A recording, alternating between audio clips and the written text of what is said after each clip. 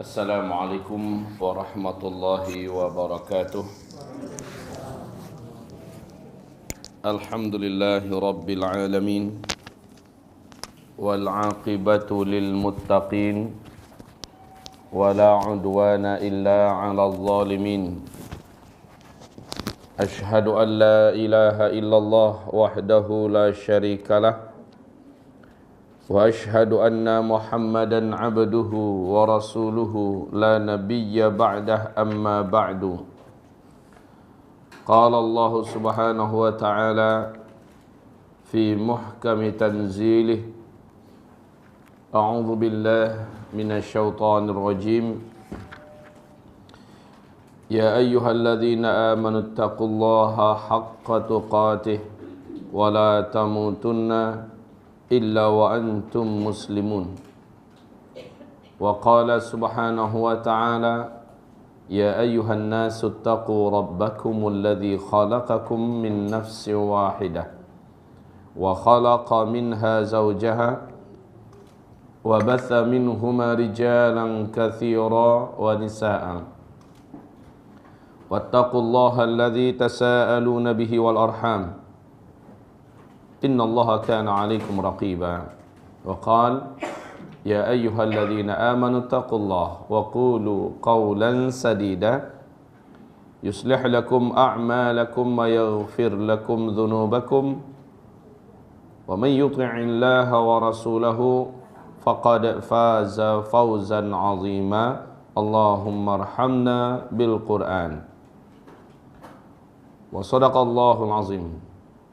Wa qala an-nabi sallallahu alaihi wasallam, innamal a'mal binniyat wa innama likulli imri'in ma nawa. Faman kanat hijratuhu ila Allah wa rasulih fahijratuhu ila Allah wa rasulih.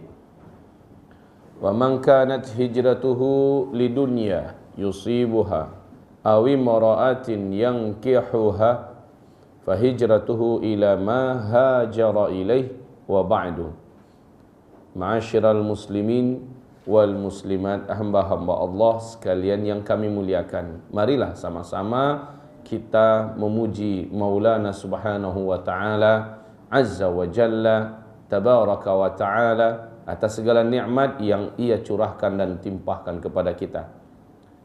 Salawat dan salam kita semua untuk kekasih Allah Muhammad Rasulullah sallallahu alaihi wasallam.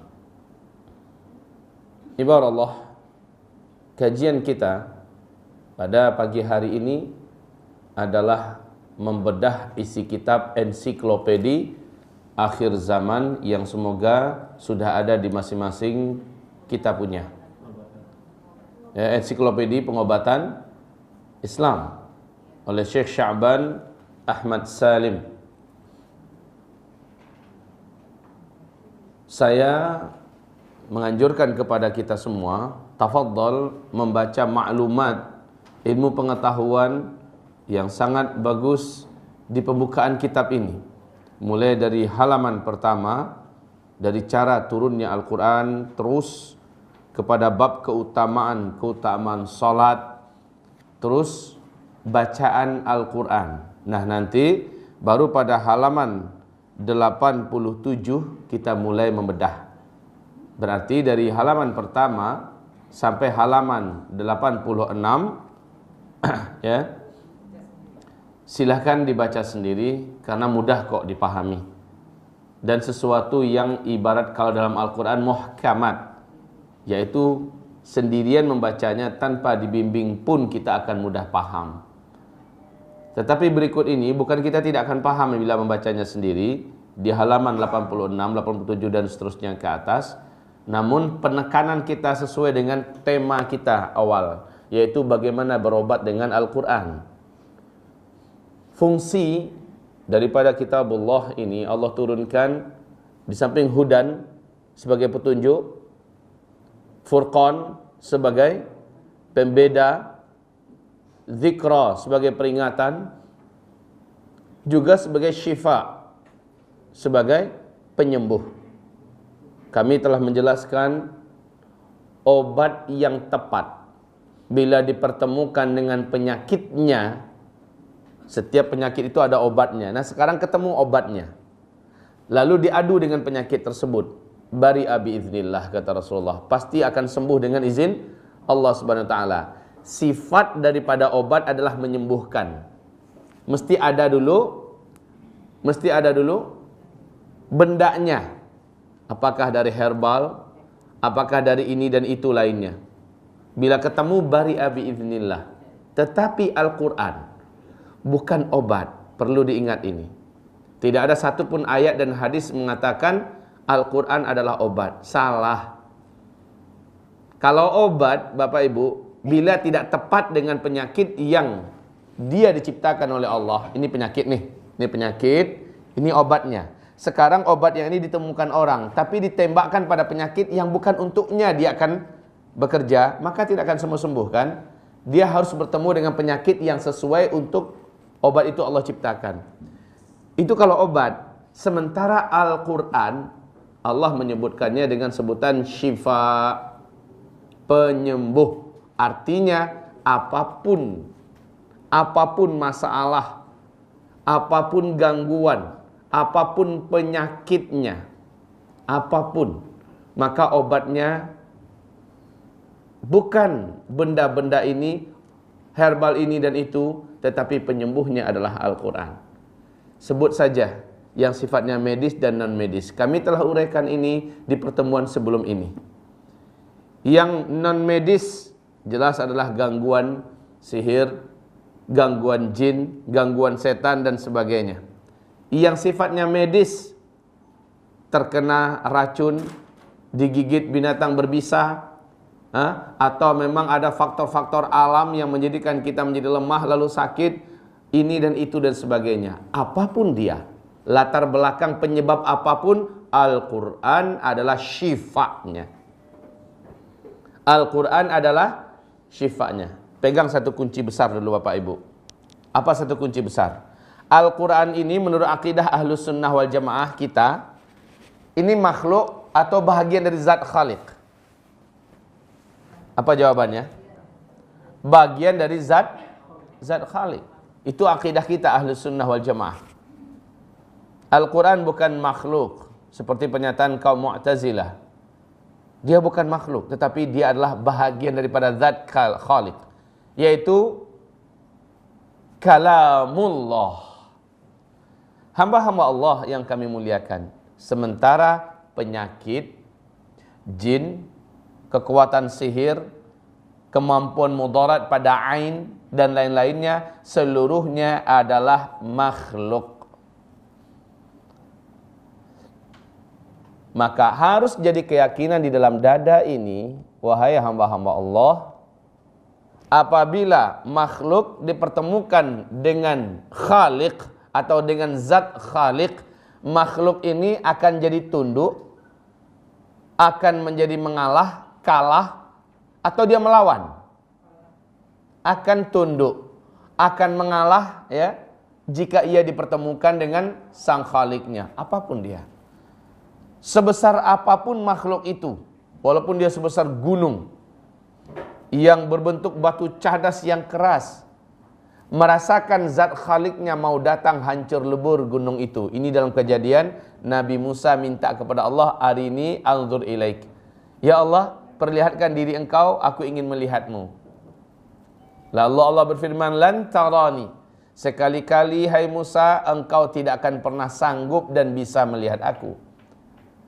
Lalu Allah berfirman, falamma tajalla rabbuhu, tatkala Allah mulai menampakkan, tatkala Allah mulai menunjukkan tanda-tanda keberadaannya kepada makhluk, ila jabal, kepada bukit yang besar, gunung yang tinggi, langsung terjadi dakka.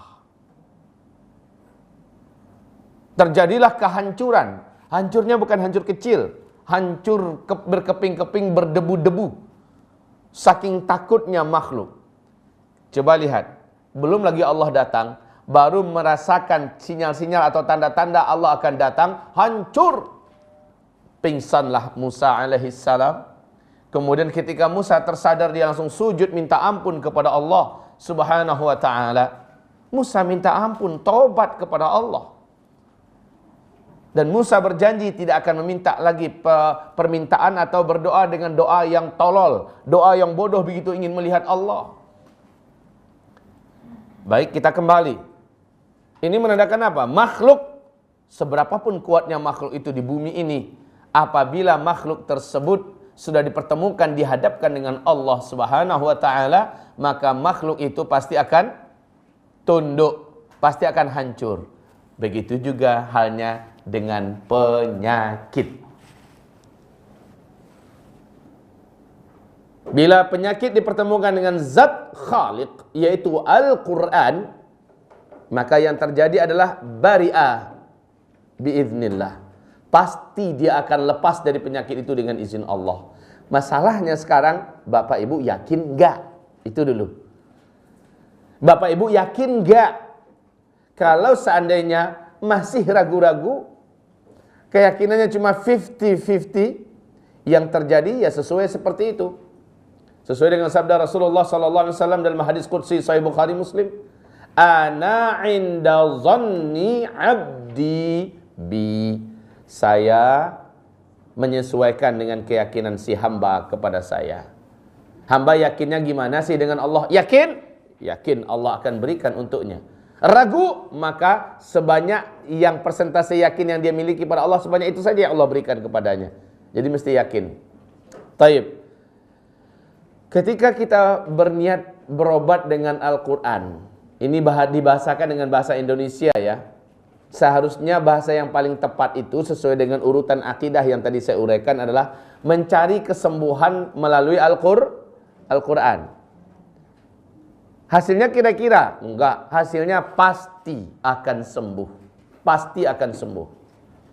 Masya Allah, hanya mukjizat ini yang perlu diulang-ulangi kisah-kisahnya, testimoninya. Saya bertanya kepada Bapak Ibu, ada enggak di antara Bapak Ibu yang punya pengalaman langsung mencoba menangani dan menterapi penyakit sendiri dengan Al-Quran? Ada yang mencoba, pernah mencoba enggak? Berhasil enggak? Hah? Pusing waktu itu, kemudian diterapi dengan ayat-ayat Allah. Berhasil enggak? Berhasil. Sesekali yang lain ada gagalnya enggak? Ada gagalnya enggak? Kalau dikatakan ada gagalnya, yang gagal bukan Al-Quran, yang gagal adalah keyakinan kita. Karena sesungguhnya Al-Quran ini adalah syifa, bukan lagi kira-kira akan menyembuhkan. Bisa jadi barangkali akan menyembuhkan, tapi pasti menyembuhkan. Ibarat Allah, ma'asyiral muslimin, hamba-hamba Allah sekalian yang kami muliakan. Jika kita membedah tentang berobat dengan Al-Quran, seperti saya katakan tadi, mestinya dilihat di halaman 86 yang sudah punya kitab, halaman 86, berobat dengan Al-Quran mestinya adalah menyembuhkan dengan Al-Quran. Jadi kalimatnya bukan berobat. Sebab apa, Pak? Sebab kalimat berobat itu masih ada peluang bisa berhasil, bisa tidak, kan gitu kan? Ya umumnya orang berobat, kadang-kadang berhasil, kadang-kadang tidak. Tapi kalau menyembuhkan dengan Al-Quran, sebaiknya kalau Bapak Ibu nggak sayang dengan kitabnya, itu di tip X, kalimat berobat itu di tip X aja, diganti dengan menyembuhkan dengan Al-Quran. Begitu loh Pak, bahasanya harus kalimatnya menyembuhkan. Berarti apapun pasti sembuh? Yes. Pasti. Berapa persen? 100%. Ada mungkin tidak mungkin nggak? Ada mungkin ada peluang tidak berhasil nggak? Tidak mungkin. Kecuali si hamba ini bermasalah. Apa masalah si hamba? Dia ragu, dia tidak yakin, dia hanya pengen coba-coba, atau pada dirinya masih ada keyakinan-keyakinan syirik, atau pada dirinya masih menyimpan benda-benda syirik, masih ada jimat-jimat di badannya, masih ada yang dia simpan, masih ada susuk-susuk yang Allah haramkan dalam tubuhnya, ya. Baik dari segi akidah dia masih syirik, benda-benda, ada benda-benda tertentu yang masih dia simpan dan itu adalah syirik. Selama itu masih ada, dia nggak akan berhasil. Seperti yang pernah saya sampaikan kepada Bapak Ibu semua, seorang wanita usia 36 tahunan dibawa oleh emaknya dan adiknya yang laki-laki yang mengajar di pesantren di Maninjau, ya, dibawa oleh kakaknya, oleh keluarganya ke saya di Payakumbuh. Waktu itu saya masih berkenan, masih mau untuk memberikan terapi ruqyah dengan Al-Quran. Sekarang udah nggak mau. Bukan saya pelit, tetapi saya ingin mengajarkan agar orang bisa melakukannya sendiri daripada saya yang melakukannya, karena itu tidak mendidik. Baik kaum muslimin, dia datang, berbagai macam laporan disampaikan oleh emak itu kepada saya, kepada ibu itu kepada saya, menyampaikan seluruh orang pintar yang dikatakan hebat sudah didatangi. Waduh, bilang saya, seluruh orang pintar yang kata orang hebat udah didatangi. Tapi apa yang terjadi? Makin lama malah makin parah, makin berat. Dan sekarang anaknya itu sudah hampir mengarah-arah kepada gila. Anak gadisnya, anak perempuannya itu. Lalu saya katakan, apa yang sudah diberikan oleh para dukun-dukun itu? Musnahkan dulu saya bilang. Ada enggak yang diberi minum? Ada. Waduh, ini yang dia punya kerjaan serius kita. Kalau udah ada yang diberikan minum, ada yang disuruh makanlah ini, ya. Ada yang kalau udah arahnya ke perut, maka dia akan langsung menyatu menjadi daging dan darah. Ini yang paling berbahaya itu. Kemudian saya katakan, selama itu masih ada, maka saya tidak akan mau menterapi anak ibu. Musnahkan dulu, saya bilang. Pemberian-pemberian dukun itu musnahkan dulu. Ibu itu mengatakan, Ustadz, kami udah nggak ingat di mana lagi letaknya. Kami sudah simpan. Mohonlah Ustadz, kami udah jauh-jauh datang kemari. Pikir hati saya, ya kenapa nggak janjian dulu? Jauh-jauh datang dengan pede amat, sementara harusnya orang dari jauh-jauh kita bimbing dulu. Musnahkan semua benda-benda yang dikirimkan, yang diberikan oleh si dukun, musnahkan terlebih dahulu semuanya. Jimat-jimat apa saja yang pemberian-pemberian dukun, musnahkan dulu semuanya, baru berangkat ke kita. Selama itu masih ada, nggak dimusnahkan, maka Allah menghalangi kekuatan syifa daripada ayatnya ini untuk orang itu. Ya, walaupun dibacakan dengan sedahsyat-dahsyatnya bacaan, Allah akan halangi. Ibu itu sudah dengan, ya, salah satu senjata kaum Hawa kan nangis depan saya. Ustaz, tolonglah Ustaz, tidak sanggup saya kalau pulang lagi Ustaz, saya ingin anak saya coba dulu sekarang.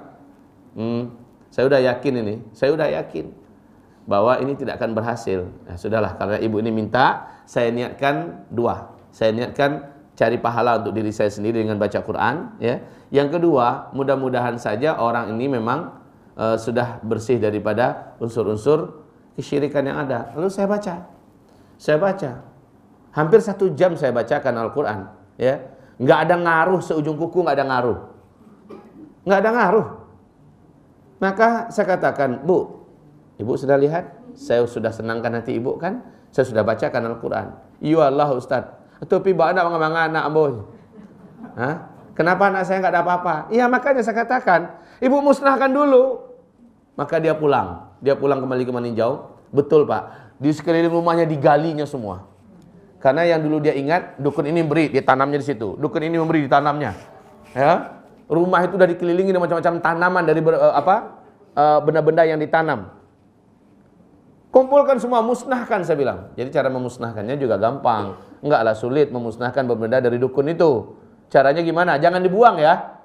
Kalau ada pemberian-pemberian dukun yang katanya punya keramat ini, kesaktian ini dan itu, cara musnahnya gampang. Ambil saja, ya.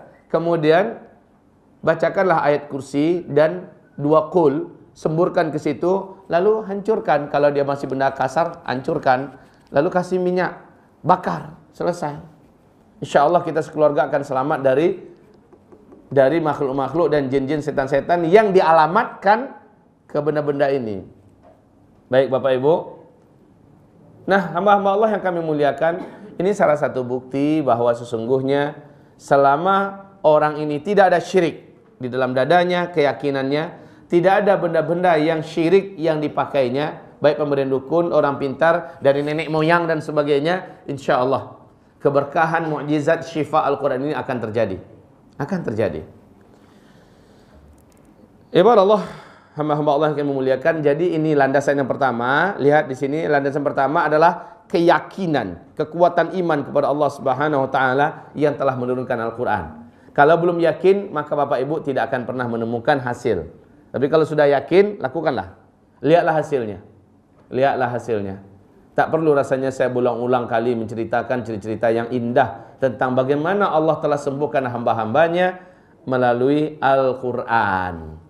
Nah, Ibu kalau sakit yang Ibu ingat pertama kali apa? Obat. Ibu kalau sakit nggak sembuh-sembuh dengan obat dari apotek, apa lagi Ibu ingat? Dokter. Pergi ke dokter, pergi klinik.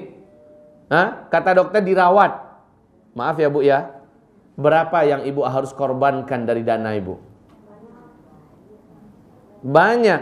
Analisa dokter pada umumnya analisa yang berangkat dari apa yang dipelajari oleh dokter di masa kuliah dulu. Dan ilmu itu rata-rata diambil dari dunia barat.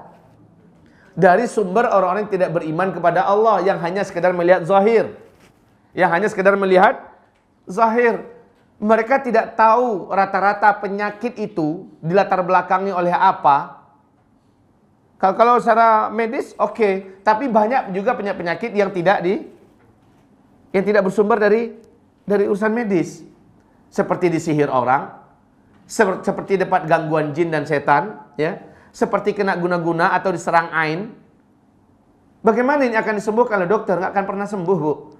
Oh, diobok-obok tubuh kita, dibelah di sana, dibedah di sini, ya, di-scan segala macamnya. Lalu dikasih apa namanya? Yang bisa menghanguskan saraf-saraf kita ini. Ya, pakai sinar terapi, pakai segala macam lah, kemoterapi dan sebagainya. La haula wala quwata illa billah. Untuk membunuh dan menghancurkan sel-sel kanker. Lalu mereka melakukan berbagai macam hal yang menurut medis itulah dia protapnya. Tetapi hamba-hamba Allah, kenapa kita tidak kembali kepada Al-Quran? Yang bukan hanya menyelesaikan perkara yang berkaitan dengan medis saja, tapi dia menembus sampai kepada non-medis. Karena masalahnya ilmu kita minim, kemudian keyakinan kita juga lemah. Makanya ini dilihat yang pertama, awal landasan pertamanya adalah iman dan keyakinan kepada Allah Subhanahu wa ta'ala. Nama Allah salah satunya adalah Asy-Syafi, ya. Nama Allah salah satunya adalah Asy-Syafi. Apa artinya? Apa artinya? Sang Maha Penyembuh. Asy-Syafi huwallah. Sang Maha Pemberi kesembuhan itu adalah Allah. Begitu. Yang memberikan kesembuhan itu adalah Allah Subhanahu wa ta'ala. Dan Allah mengatakan asy-syifa fil Quran. Wa nunazzilu minal Qur'an ma huwa syifaa. Kami menurunkan di dalam Al-Quran ini syifa. Ada penyembuh. Mukjizat Al-Quran itu salah satunya adalah menyembuhkan. Coba, di antara Bapak Ibu sekarang ini ada nggak yang sedang sakit kepala sekarang? Ada nggak yang sedang sakit kepala sekarang? Nggak ada. Yang sedang sakit perut? Ada. Yang sedang sakit gigi? Ibu lagi sakit gigi? Kalau seandainya ibu kita ini amalkan ilmu yang kita ajarkan siang ini, ibu akan disembuhkan oleh Allah hanya dengan bacaan Al-Quran. Ustaz, apa iya? Nah itu, kalau masih apa iya itu berarti belum yakin. Ya. Kalau seandainya kita membalasnya begitu, Ustaz, apa iya? Ini kan sakit gigi, kok bisa disembuh dengan Al-Quran? Nah Allah sendiri mengatakan bahwa syifa. Al-Quran ini penyembuh. Caranya gimana? Gampang banget. Kalau sekarang cara sih gampang, tapi keyakinan itu yang perlu kita terus didik keyakinan. Kalau bagi saya, bacakan saja Al-Quran ketelunjuk ini, bacakan saja. Setelah membaca semburkan, baca semburkan, lalu letakkan di tempat yang sakit. Niatkan, ya Rabb, jadikanlah ayat-ayatmu yang hamba bacakan tadi, ketelunjuk hamba ini, Engkau berikan kesembuhan ke tempat yang sakit, yang sekarang lagi disentuh oleh telunjuk hamba. Sembuhkanlah dengan mukjizat ayat-ayatmu ya Allah. Sembuhkanlah dengan syifa ayat-ayatmu ya Allah. Sembuhkanlah ya Rabb. Sembuhkanlah ya Rabb. Ya. Belum terasa berubah, baca lagi, ulangi kembali. pasti sembuh. Kalau Bapak Ibu ada keyakinan, pasti akan Allah sembuhkan. Tidak sulit. Ini bukan perkara yang harus orang alim, ulama, ustadz aja yang bisa amalkan. Orang awam juga bisa ngerjakan kok. Nggak sulit. Berobat dengan Al-Quran, menyembuhkan dengan Al-Quran, maksud saya tidak sulit. Yang penting keimanan. Itu yang pertama. Yang kedua, coba lihat kembali. Lurusnya keyakinan bahwa Allah telah menurunkan penyakit itu. Dan Allah pasti mampu menolaknya dan melenyapkannya kapan saja. Jadi harus gitu Pak ya. Ini yang kedua. Urutannya begitu. Samping iman kepada Allah yang kuat. Yakin bahwa penyakit adalah Allah yang menciptakan. Dan yakin bahwa Allah telah menurunkan antinya. Anti dari seluruh penyakit adalah Al-Quran.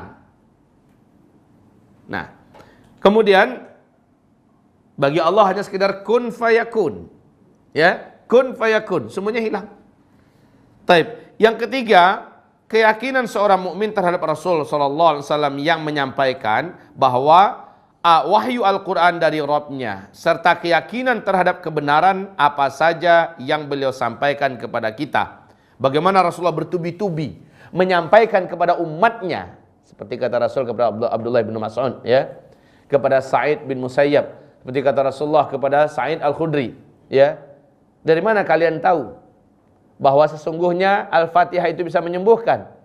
Dijawab oleh Sa'id Al-Khudri dan rombongan, bukankah Allah yang telah menyampaikan bahwa wa nunazzil minal Qur'an ma huwa syifa, dan saya pilihkan Al-Fatihah. Maka Rasulullah pun tertawa, sehingga kata para sahabat, kami melihat dua gerahamnya ya, dua gigi gerahamnya saking lebarnya ketawa Nabi SAW. Lalu apa kata Rasulullah SAW? Bagi-bagi ya hasilnya. Kan mereka ini dapat hadiah kan? Dapat hadiah karena telah menyembuhkan kepala suku dari gigitan ular berbisa yang hampir merenggut nyawa si kepala suku ini. Ketika telah berhasil sembuh hanya dengan bacaan Al-Fatihah 7 kali baca, racun bisa dari gigitan ular itu sifatnya sihir atau sifatnya medis? Medis kan? Alami banget gitu ya. Ternyata ditawarkan oleh Allah dengan ini contoh. Lalu dikasihlah beberapa ekor domba ya, diberikan beberapa karung gandum yang dibawa oleh Abu Sa'id Al-Khudri dengan sahabat-sahabat yang lain ke Madinah Al-Munawwarah. Nah, Nabi mengatakan bagi-bagi dong. Itu tanda apa? Nabi setuju, Nabi suka ya. Dan Nabi merestui bahwa ini adalah hak. Nah, dengan ini hamba-hamba Allah kita percaya. Kita percaya sebagaimana Rasulullah sallallahu alaihi wasallam menyembuhkan beberapa dari para sahabatnya hanya dengan membacakan Al-Qur'an. Melepaskan dirinya juga dari gangguan dengan Al-Qur'an. Rasulullah kan sakit selama berapa hari, Pak? Hampir 3 hari beliau demam panas. Setinggi-tingginya panas. Turunlah malaikat Jibril menyampaikan doa muawwidzatain. Ya. Qul a'udzu birabbil falaq dan qul a'udzu bi rabbin nas. Hai Muhammad, bacakan 3 kali. Bacakan 3 kali. Masya Allah. Nabi pun melakukannya. Kemudian dia beritahu kepada Nabi Muhammad bahwa dia adalah kena sihir.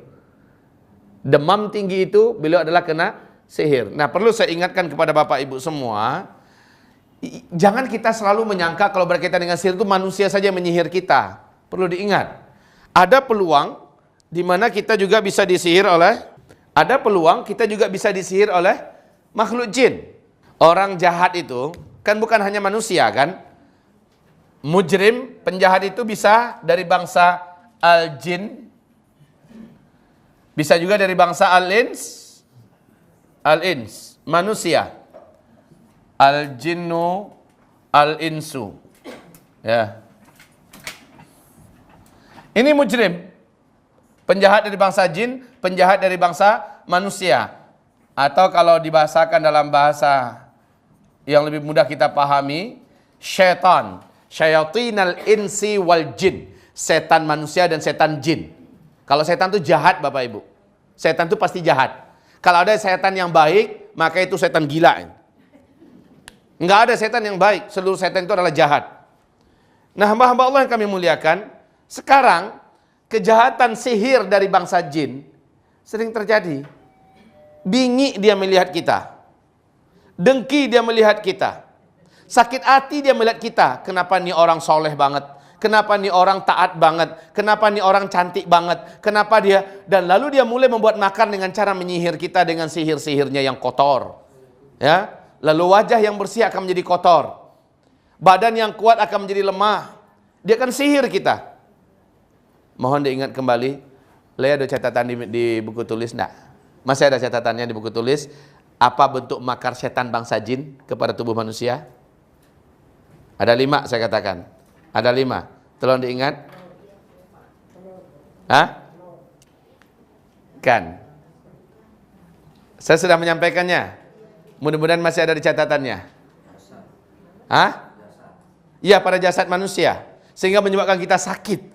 Dan ini bagaimanapun cara disembuhkan dengan medis, baik tingkat nasional atau internasional, nggak akan pernah sembuh sebelum biang penyakitnya ini diselesaikan. Menyumbat. Mengikat. Yang lupa lo ini. Ya, menyumbat, mengikat, menghimpit, terus menjepit, terus menekan, ya. Nah, ini 5 makarnya kepada jasad manusia. Dan ada satu lagi, dan ini yang paling berat, itu menyihir. Nabi yang mengalami sakit yang sangat berat akibat sihirnya setan-setan, Nabi apa namanya? Nabi apa? Yang terkenal dengan ujian penyakit untuknya? Nabi Ayub. Nabi Ayub. Ya, hancur tubuh Nabi Ayub. Nggak ada yang bisa menyembuhkan. Nggak ada obat yang bisa mengatasi. Sampai akhirnya iblis angkat bendera putih kepada Allah. Nyerah. Ternyata Ayub makin diuji dengan berbagai macam ujian yang berat dari akibat sihirnya setan. Ternyata Ayub malah semakin dekat dengan Allah. Setelah iblis nyerah, Allah Subhanahu wa taala persilahkan. Allah Subhanahu wa taala persilahkan. Iblis, rusak olehmu hambaku Ayub sesanggupmu. Tapi engkau akan lihat, dia adalah hambaku yang soleh, hambaku yang sabar. Baru nyerahlah iblis, kemudian baru Ayub berdoa kepada Allah, ya Rabb, lepaskanlah hamba dari penyakit yang telah hamba derita ini. Lepaskan hamba dari kejahatan syaitan yang menyakiti hamba ini. Akhirnya Allah pun mengangkat penyakit itu dan kun fayakun, sembuh kembali Ayub. Allah kembalikan seluruh kehidupannya 2 kali lipat lebih baik dari sebelumnya. Hamba-hamba Allah sekalian yang kami muliakan. Jadi, ketika kemampuan jin dan setan itu sudah mengenai tubuh kita, maaf, kalau kita berobat kepada dokter, terjadi penjempitan pembuluh darah, kan itu bahasanya kan? Apalagi bahasa yang lain, yang arah-arahnya ke situ. Terjadi penyumbatan, ya macam-macam, sehingga harus dipakai cincin, harus dipakai ini segala macamnya, ya. Cincin dalam tubuh loh, la ilaha illallah. Kan dibelah akhirnya kan? Belah sana, belah sini segala macamnya. Itulah cara medis mengatasi masalah yang sumbernya adalah jin dan setan. Memang iya, medis bisa mengungkapkan dengan ungkapan-ungkapan ilmiah mereka. Tetapi mereka tidak tahu inti daripada masalah itu. Wanita kalau mengalami pendarahan bleeding, mengalami pendarahan berat, ya, cara mengatasinya menurut medis ada nggak? Ada nggak cara mengatasinya menurut menurut medis? Tuh. Apalagi disuntikkan vitamin ini, dilakukan ini, terapi ini, segala macamnya. Baik Bapak Ibu, Rasulullah sederhana aja mengatakan, innahu min wata'ati syaitan. Selesai. Itu adalah kejahatan hentakan syaitan, kata Nabi, kepada wanita yang mengalami pendarahan terus. Itu adalah hentakan setan, sehingga pembuluh darahnya menjadi robek, ya, sehingga darahnya keluar, terus keluar. Kalau diusir setannya, pembuluh darah itu akan kembali bertaut dan setannya dan kita akan kembali normal. Coba lihat wahai hamba-hamba Allah, betapa rahasia-rahasia yang hanya Allah dan Rasulnya yang memberitahukan kepada kita. Karena kita tidak ilmui, lalu akhirnya kita terjebak dalam perobatan-perobatan ala barat yang nggak ngerti. Nasibnya berikutnya adalah kita dibelah. Hanya masalah adanya pecah pembuluh darah, adanya masalah-masalah penyempitan, adanya masalah penyumbatan, segala macamnya dibelah. Lalu dilakukan ini, dilakukan itu, dimasukkan benda ini, dimasukkan benda itu. Tahu enggak Bapak, sekali belah itu sudah berapa saraf-saraf tubuh kita yang terputus-putus? Di bagian manapun. Dan itu menjadikan kita tidak akan bisa terkonek lagi dengan bagian saraf yang lainnya. akan menyebabkan beberapa dampak permanen seumur hidup akan kita rasakan. Kalau kita seandainya memasuki jalur operasi-operasi belah dari belah ini, belah itu segala macamnya. Pengobatan dalam Islam itu sederhana. Mengeluarkan tumor, kanker, ganas segala macamnya di darah kita, di tubuh kita, apapun. Syifa lima fis sudur. Itulah Al-Quran. Syifa lima fis sudur. Menyembuhkan semua apa yang ada di dalam. Penyakit Bapak yang ada di mata, penyakit Bapak yang ada di kepala, penyakit Bapak yang ada di dada, di leher, penyakit kita yang ada di mana saja, itu bagian dalam, Pak. Cukup dengan letakkan telapak tangan, bacakan Al-Quran. Apa sulitnya? Apa sulitnya? Sulitnya itu adalah kita nggak yakin. Itu letak sulitnya. Ya, sulitnya adalah karena kita tidak mencoba dan terus lagi melakukannya. Sifatnya bukan mencoba ya, terus melakukan dengan yakin, terus melakukan dengan yakin. Baik, kita lanjut. Kita lanjut.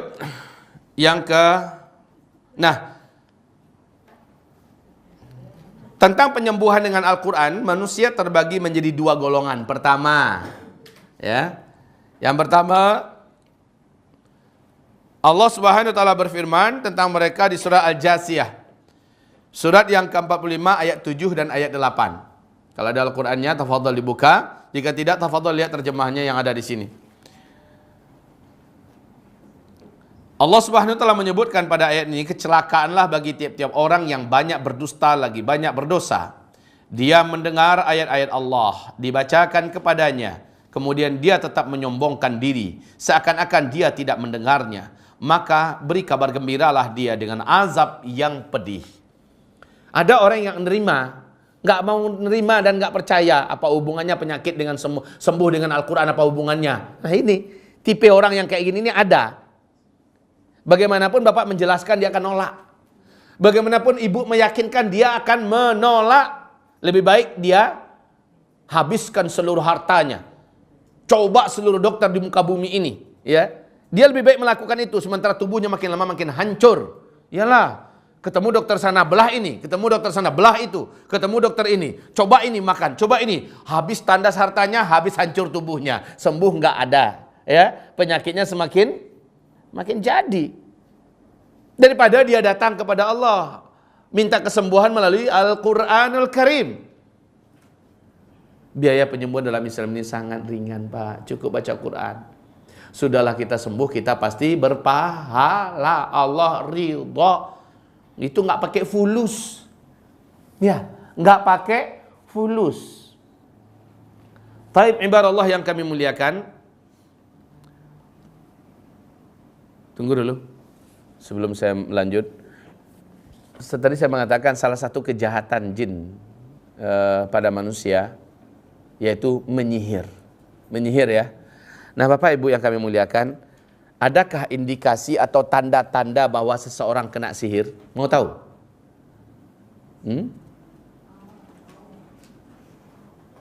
Ada loh di sini sebenarnya. Indikasi atau tanda-tanda seseorang itu kena sihir itu ada. Dari mana kita dapat merasakannya? Pertama, terjadi perubahan pada diri kita atau pada jiwa kita secara tidak normal dan itu tiba-tiba. Sebelumnya kita tenang, sekarang kita menjadi gelisah. Sebelumnya kita penyabar, sekarang kita menjadi mudah panikan dan emosian.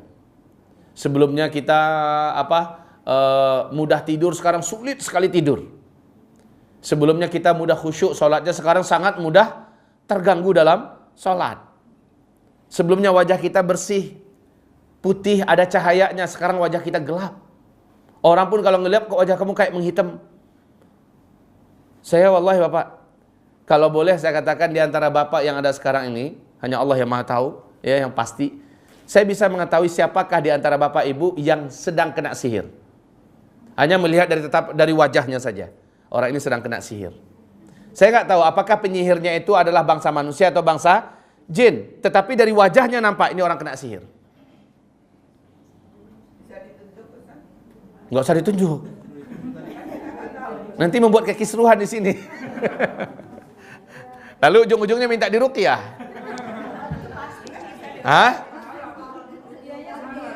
Saya sudah katakan kepada Bapak Ibu, salah satu ciri khasnya adalah wajahnya itu nggak normal. Menghitam, yang bisa melihat orang lain. Sebelumnya orang ini bersih wajahnya, gitu loh Bu, Bunda. Sebelumnya wajah orang ini bersih. Sebelumnya wajah orang ini ada cahayanya. Sekarang kenapa menjadi keruh? Sekarang kenapa menjadi gelap? Ya, salah satu faktornya ya memang adalah dia melakukan maksiat dan dosa yang Allah tidak ridho, atau dia kena sihir. Antara dua itu. Ya. Nah, hamba-hamba Allah yang kami muliakan, sekarang Bapak Ibu yang bisa tahu, kenapa wajah saya jadi gelap sekarang ya? Nah, gitu loh. Beda ya Bunda ya. Orang hitam, tapi beriman, bebas dari sihir, walaupun dia hitam Bunda, wajahnya itu tetap berseri. Ada semacam cahaya menyejukkan. Ada orang rata-rata orang-orang yang pernah saya tangani kena sihir itu rata-rata wajahnya itu memang gelap. Maksudnya kusam gitu. Kusam kemudian gelap walaupun dia sudah pakai make up. Taib. Bukan hanya itu saja, yang jelas dari mentalnya dia terasa, kenapa saya berubah sekarang ya? Dulu saya sayang pada istri saya, sekarang kok jadi ngamuk terus kalau ngelihat istri. Itu juga adalah sihir Bunda. Coba baca Al-Baqarah ayat 102. Tentang Allah Subhanahu wa taala menyebutkan sihir perceraian itu bersumber dari setan. Dia buat mata kita benci ngeliat bini kita. Dia jadikan mata kita benci dengan suami kita.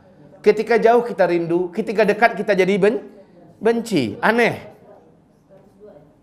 Ya. Wattaba'u ma tatlu syayatinu ala mulki Sulaiman. Itu baik hamba-hamba Allah yang kami muliakan, di situ ada tentang kisah Harut dan Marut, ya kan? Taib. Kita lanjutkan. Jadi ada di antara tipe manusia yang sifatnya sombong dengan Al-Quran. Allah nggak ada tuh. Masa iya penyakit ini bisa disembuhkan dengan Al-Quran? Tipe orang kayak gitu tuh ada. Nganggap remeh, di hatinya itu ada rasa penolakan.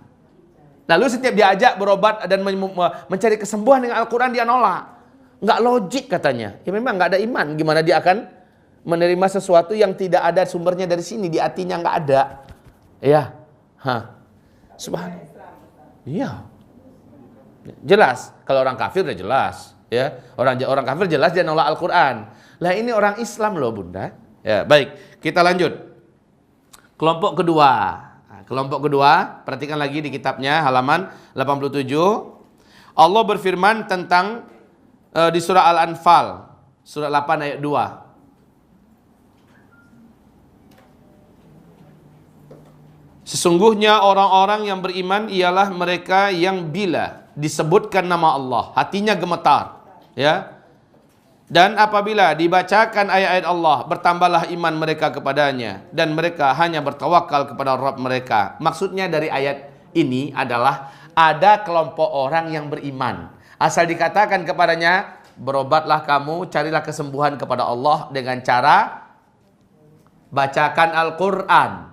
Dia beriman, dia terima, dia percayai, dan dia akhirnya diberi oleh Allah Subhanahu wa taala syifa yang diinginkannya. Kaitan kita tentang salah pengobatan loh ini, ya. Allah berikan kepadanya syifa, penyembuhan.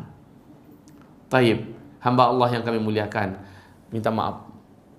Adakah sampai hari ini di antara Bapak Ibu yang tidak pernah ke rumah sakit dalam artian untuk berobat karena dia telah mencoba dan terus berhasil dengan izin Allah berobat dengan Al-Quran? Ada nggak atau belum? Belum. Innalillah wa inna ilaihi rajiun. Ya Rab, ya Rab. Ibu yang kami muliakan, nikmat dari Allah untuk kami. 9 tahun sudah berjalan. Keluarga besar kami dengan nikmat dan izin dari Allah, kami tidak berobat ke rumah sakit. Kami tidak berobat ke rumah sakit dengan nikmat dan izin dari Allah. Kenapa? Kalau sakit tinggal bacakan Al-Quran, ditambah dengan herbal-herbal yang ditunjukkan, kadang-kadang diganti dengan bekam, selesai. Apapun penyakitnya, maka Al-Quran adalah penyembuhnya. Titik. Baik, kita lanjutkan.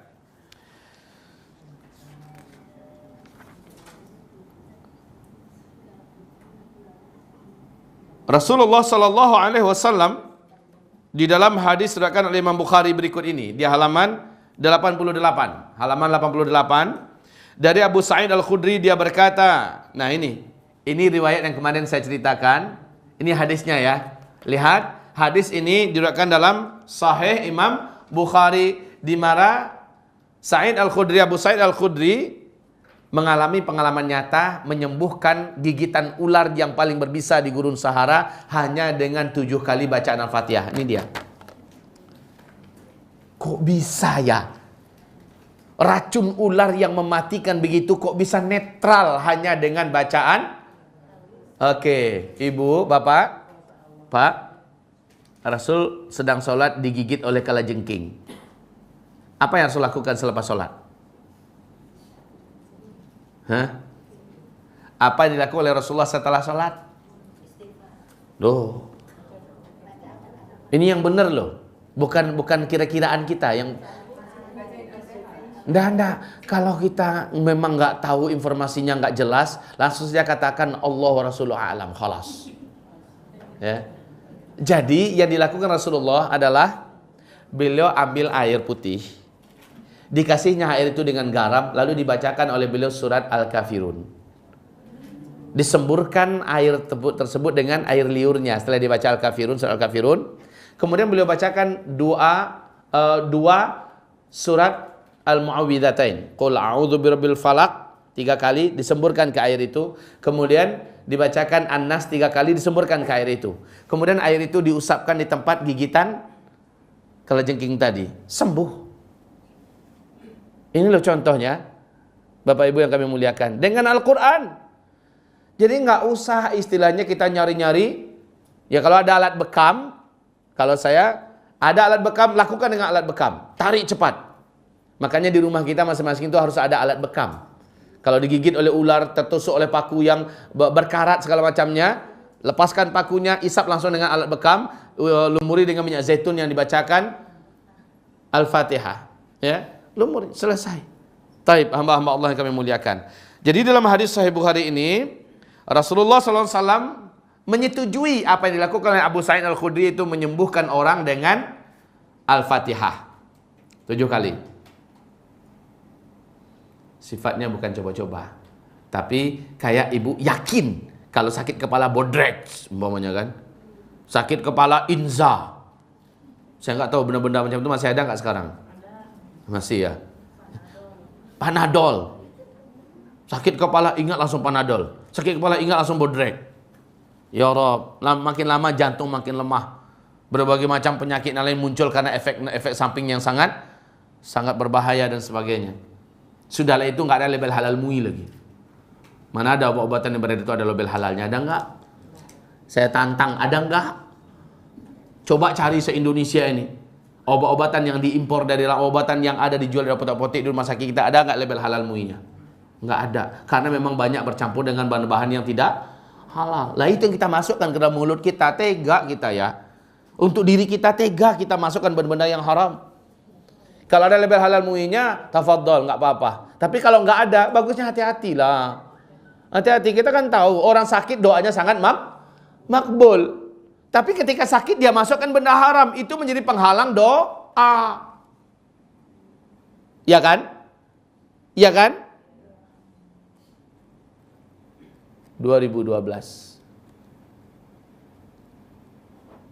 Ikatan Dokter Muslim Indonesia masukkan surat resminya ke DPR Pusat, menyatakan bahwa lebih daripada 96% obat-obatan yang masuk dari luar diimpor ya, dan menyebar di apotek-apotek kita, di rumah sakit kita, kebanyakan itu adalah bahan-bahannya dari bahan-bahan yang haram. Ya Rabb, dan kita mengkonsumsinya. Rasulullah bersabda sallallahu alaihi wasallam, innallaha la yaj'alu shifaa'a ummati min haram. Sesungguhnya Allah tidak akan sembuhkan umat saya dari yang haram. Tak akan sembuh dari yang haram. Baik.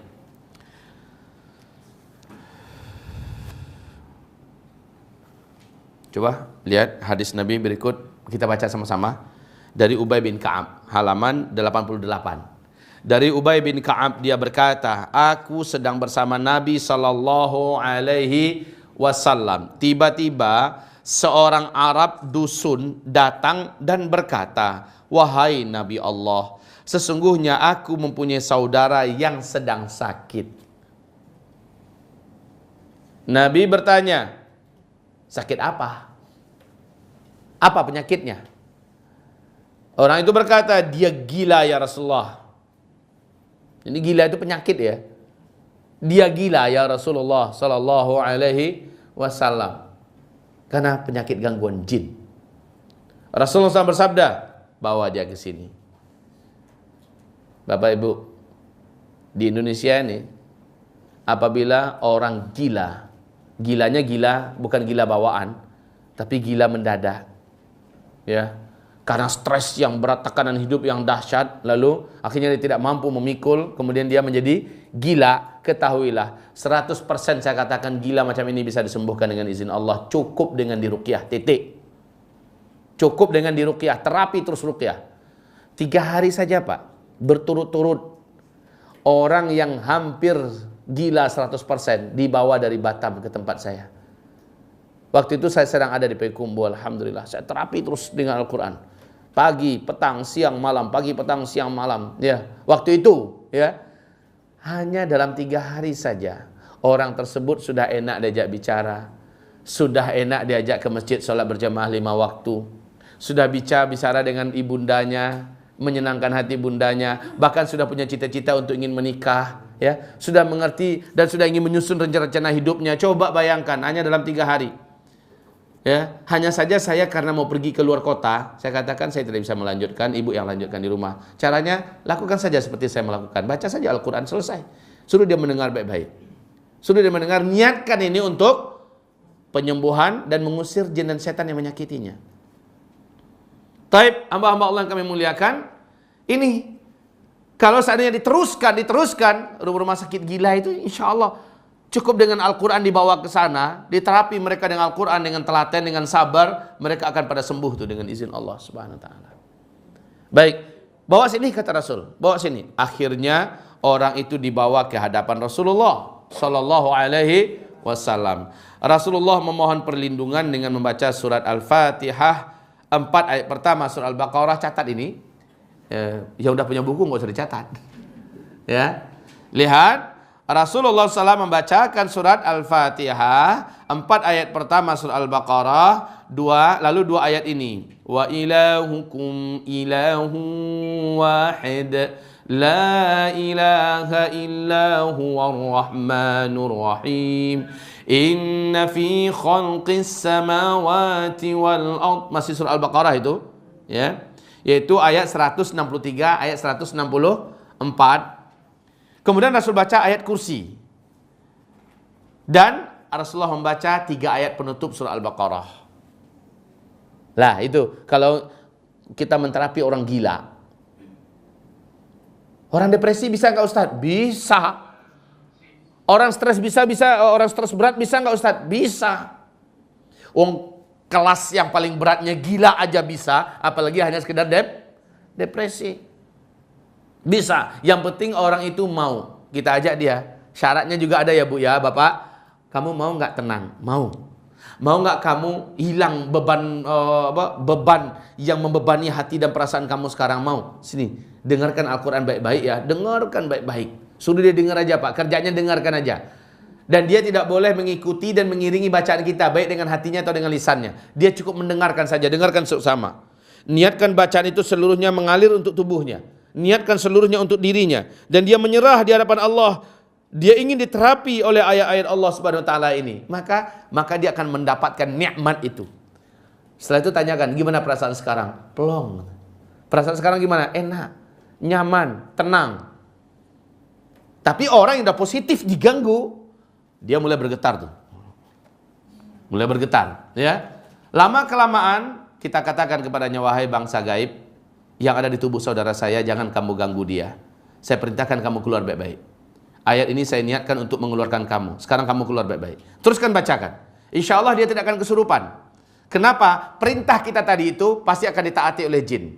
Selama kita taat pada Allah Subhanahu wa ta'ala. Jadi memang ada harapan kita Pak, orang yang meruqyah adalah orang-orang yang taat pada Allah Subhanahu wa taala. Maka Allah akan jadikan bangsa jin, bangsa setan taat kepada kita. Kalau kita suruh dia akan keluar. Tapi kalau kita ahli maksiat kepada Allah, lalu kita ruqyah orang, dia tetap tersakiti oleh Al-Quran yang kita baca ini, tapi dia melawan kepada kita. Lalu lama-lama dia akan menjadikan jiwa orang ini dikuasai dan orang ini kesurupan. Ya, begitu jadinya, ngelawan. Karena apa? Ada maksiat kita kepada Allah yang menyebabkan setan ini tidak taat kepada kita. Faham? Kenapa orang-orang bisa ini? Ustaz, berarti orang-orang yang kesurupan itu dia yang meruqyahnya ini maksiat pada Allah? Enggak selalu sih, enggak selalu. Karena ada juga orang yang soleh, yang taat tetapi tidak dipatuhi oleh jin dan setan, itu juga ada. Seperti Ibnu Taimiyah rahimahullah, bagaimana orang yang kesurupan ini diruqyahnya sejadinya bahkan pakai gebukan dengan tangkai sapu, iya kan?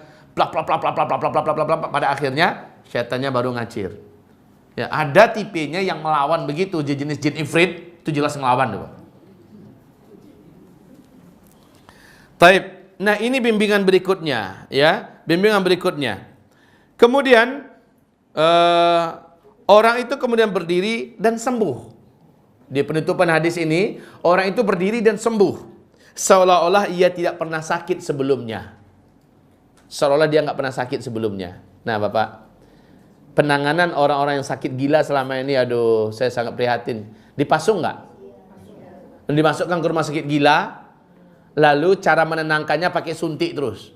Dan ini membuat fisiknya ke depan itu akan rusak secara permanen.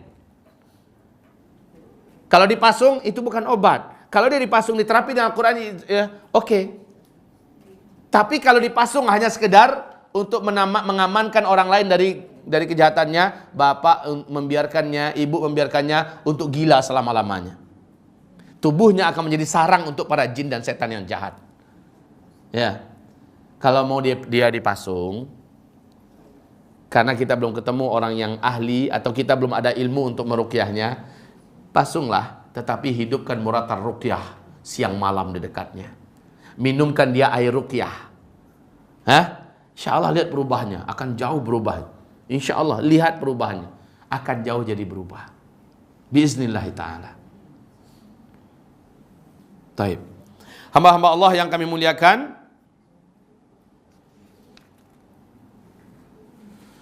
hadis di bawah ini diriwayatkan oleh At-Tirmidzi dan Al-Hakim dari Sa'ad bin Abi Waqqas radhiyallahu anhu, Rasulullah sallallahu alaihi wasallam bersabda, "Mau enggak kalian," kata Nabi, "aku ajarkan satu doa." Ini menarik loh Bapak Ibu. Yang kalau kalian mengamalkan doa ini, kalau kalian mengamalkan wiridan ini, apapun masalah kalian, baik penyakit, baik ujian, bencana, tekanan jiwa, segala macamnya, kalau kalian baca ini, Allah pasti akan melapangkan urusan kalian, Allah pasti akan angkat masalah kalian, Allah pasti akan buang penyakit kalian. Para sahabat menjawab, "Mau ya Rasulullah." Apa kata Rasul? Doa Udhinnun. Bacalah berulang-ulang. Berapa batasnya? Nggak usah pakai batas-batas dah. Baca aja berulang-ulang sebanyak-banyaknya. Doanya Dhunnun. Tahu Bapak Ibu siapa Dhunnun? Nabi Yunus. Baca doanya Dhunnun. La ilaha illa ant subhanak inni kuntu minaz zalimin. Baca berulang-ulang. La ilaha illa anta subhanaka inni kuntu minaz zalimin. La ilaha illa anta subhanaka inni kuntu minaz zalimin. Baca berulang-ulang. Berapa kali? Nggak ada urutan, nggak ada sebutan penangkalan angka-angka. 100 kali, 500 kali nggak ada. Pokoknya Bapak niatkan, Bu, masalah saya ini ingin dibuang oleh Allah. Penyakit saya ini ingin disembuhkan oleh Allah. Gangguan saya ini ingin diangkat oleh Allah Subhanahu wa taala. Maka baca ini sampai kita merasa udah lepas. Udah. Berapa hari? Berapa lama? Terserah Allah Subhanahu wa taala. Pokoknya baca itu terus. Gampang banget sebenarnya. Mau aja, asal mau aja. Coba baca terjemahannya. Mari kita baca bersama-sama. Namanya juga baca kitab. Silakan lihat terjemahannya yang punya kitab. Doa Dhunnun. Baca. yaitu Nabi Yunus alaihissalam, ketika dia berdoa dan berada di perut ikan adalah la ilaha illa anta subhanaka inni kuntu minaz zalimin. Sesungguhnya tiada seorang muslim pun yang mengucapkan doa seperti itu kecuali Allah pasti memperkenankan doanya. Ini loh Pak. Di riwayat yang lain dari Sahih Imam Muslim, Nabi mengatakan, seberapapun berat musibah yang ditimpakan atau yang datang kepada kamu, maka kamu membaca doa Dhunnun ini, Allah Subhanahu wa taala pasti akan bebaskan kamu. Allah Subhanahu wa taala pasti akan lepaskan kamu. Ibarat Allah yang kami muliakan. Nah, adapun obat yang khusus, yaitu sebahagian Al-Quran menjadi obat khusus bagi orang-orang yang beriman saja, berdasarkan firman Allah Subhanahu wa taala, wa nunazzilu minal Qur'ani ma huwa shifa' wa rahmah lil mu'minin. Lihat halaman 90. Halaman 90, kami khususkan Al-Quran ini menjadi penyembuh dan menjadi rahmat hanya untuk orang-orang yang beriman. Lihat di ayat atasnya, surat apa itu? Surat Al-Isra, surat 17 ayat 82. Wa nunazzilu minal Qur'ani ma huwa shifaa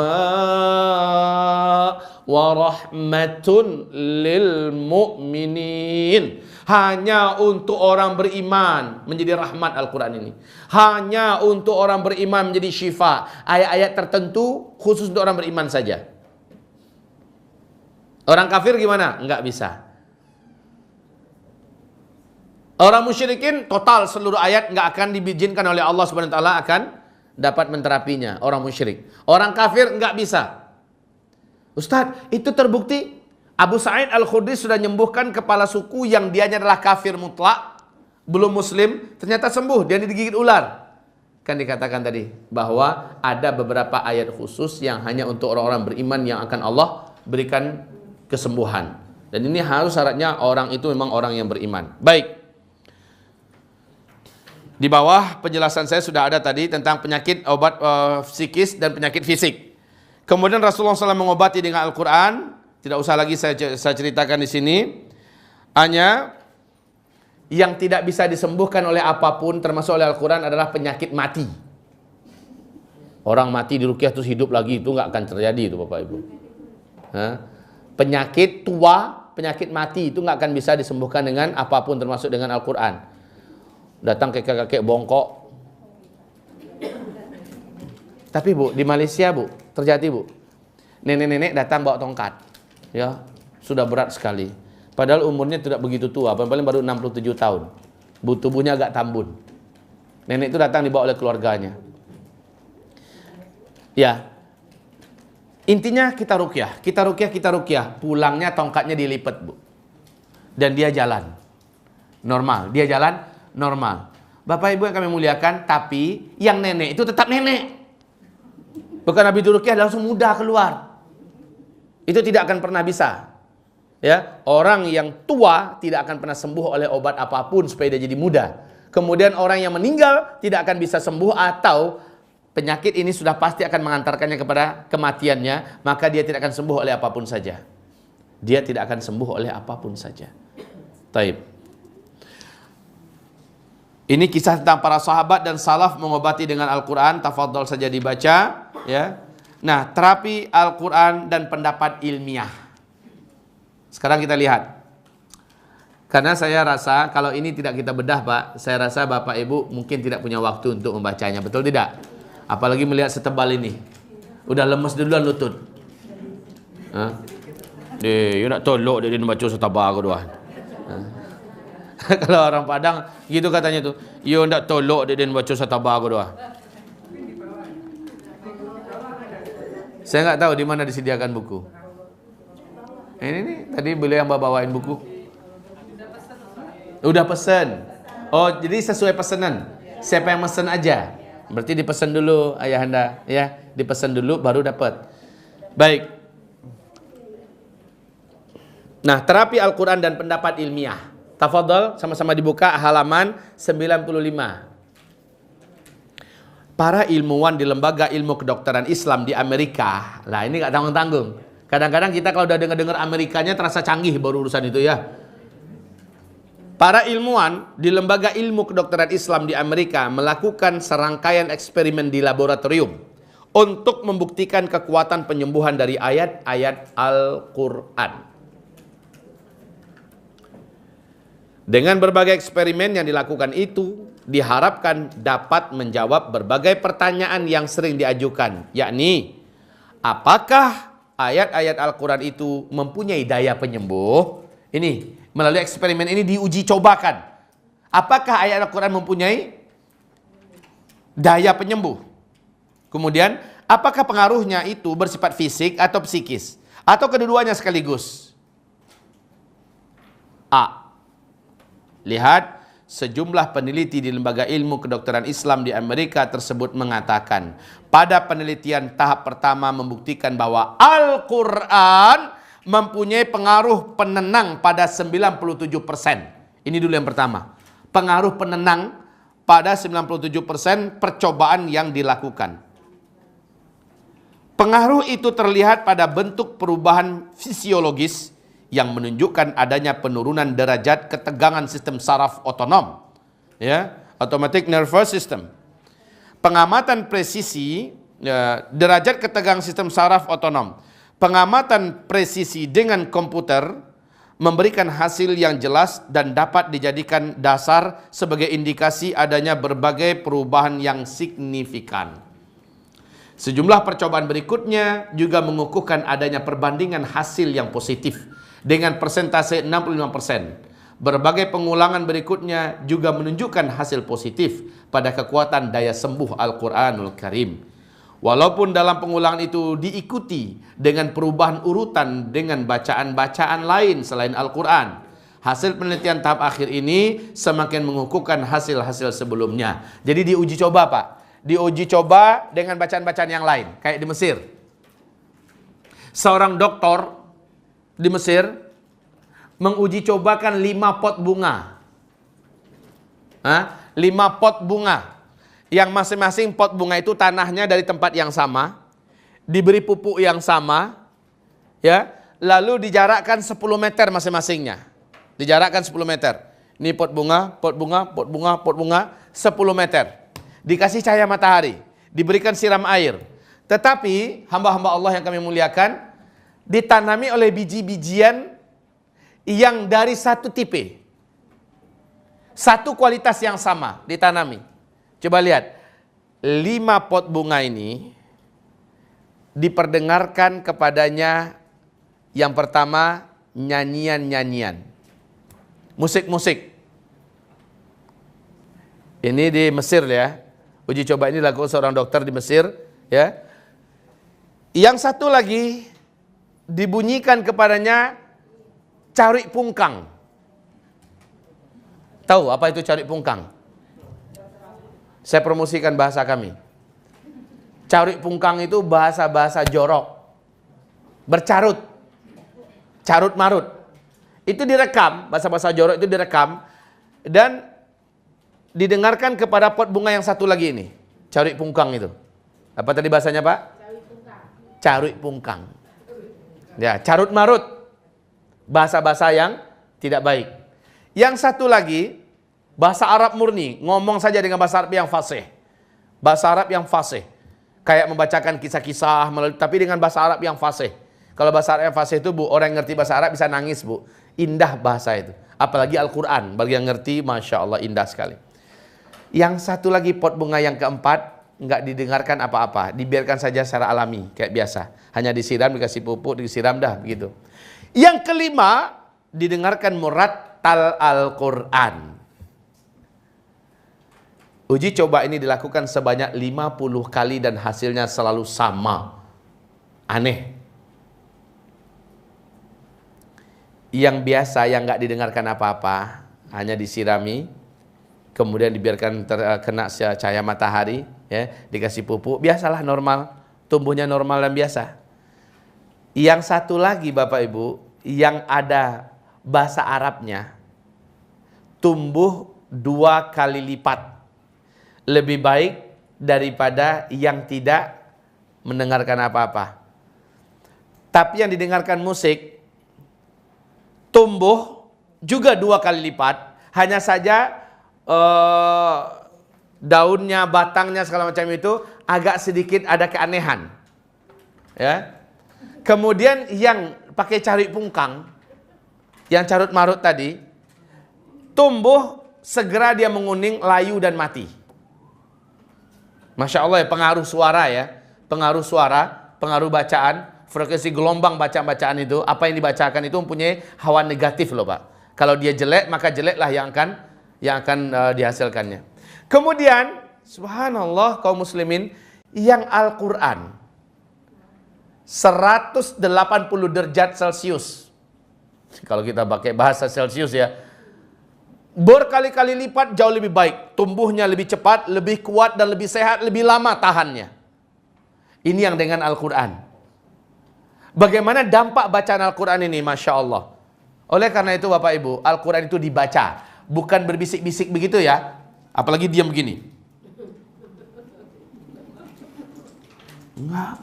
Baca Al-Quran yang benar itu adalah dengan membacanya dengan bibir dan lidah. A'udzu billahi minasyaitonir rajim.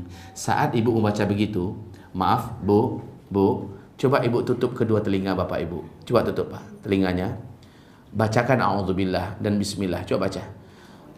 A'udzu billahi minasyaitonir rajim.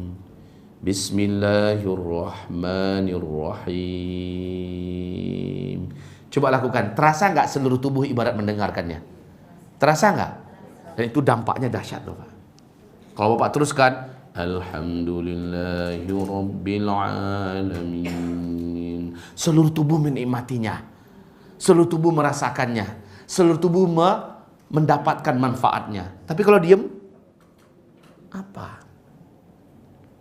Ustaz, kalau diam saja baca itu apa itu nggak berpahala?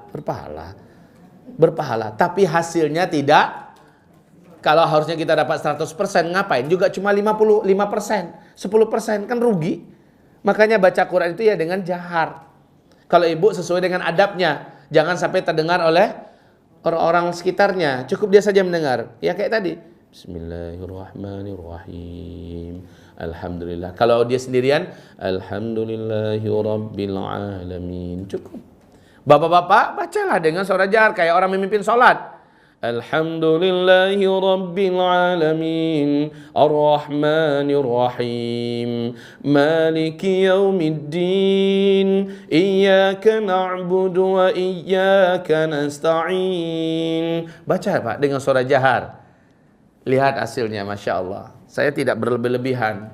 Bu Afni, ibu kan pernah ke Pekubuh, tapi ibu pernah jumpa dengan ayahanda saya? Belum. Ayahanda saya Allah berikan umur sampai sekarang ini lebih 100 tahun. Subhanallah memang. Masya Allah. Ibu tahu, dalam usia 100 tahun itu, dia tidak pakai tongkat. Berjalannya masih normal. Baca Quran itu boleh dikatakan hampir-hampir tidak pernah pakai kacamata. Ya, Al-Qurannya macam-macam. Bahkan ketika di atas mobil sekalipun, dia pasti akan baca Quran. Dia tidak mau mengerjakan kerjaan yang lain kecuali baca Quran. Dan membaca Al-Qurannya itu dengan suara yang jahar. Walaupun bacaannya, kalau kita mendengarkan, bacaannya geli kita Bapak Ibu. Ya. Baliang. Ya, kalau kata orang Minang tuh baliang.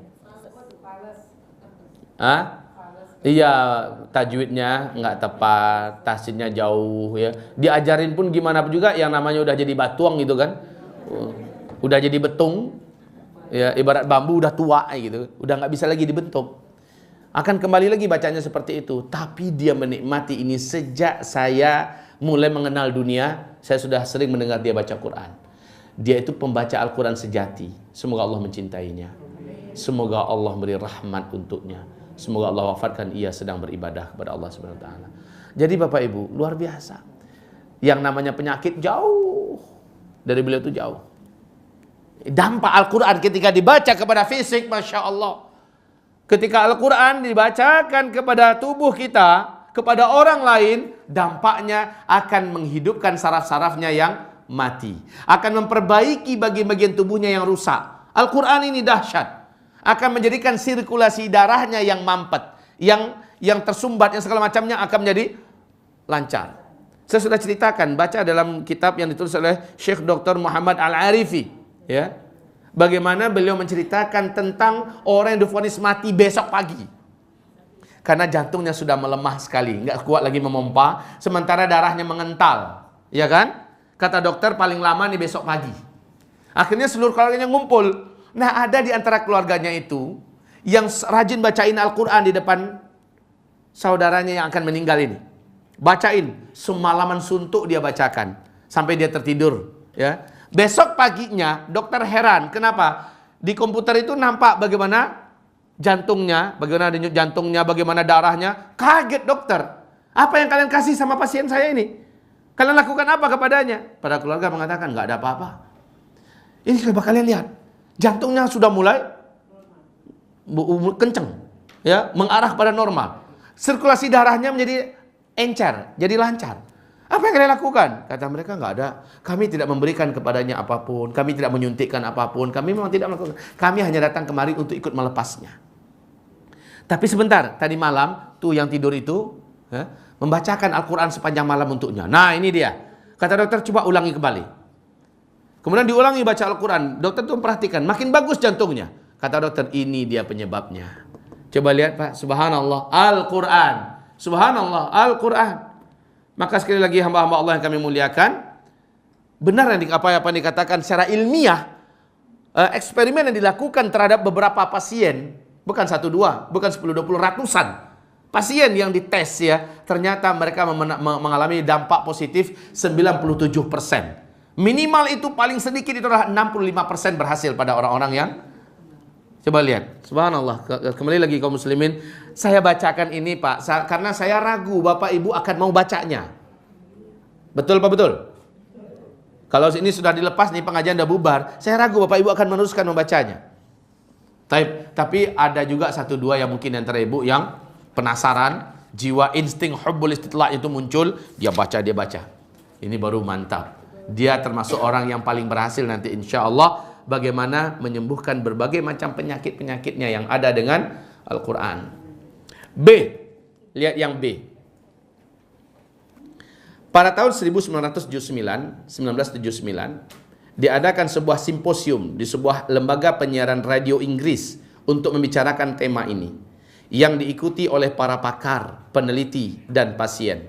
Dalam pertemuan ini, mereka menghasilkan beberapa kesimpulan berikut.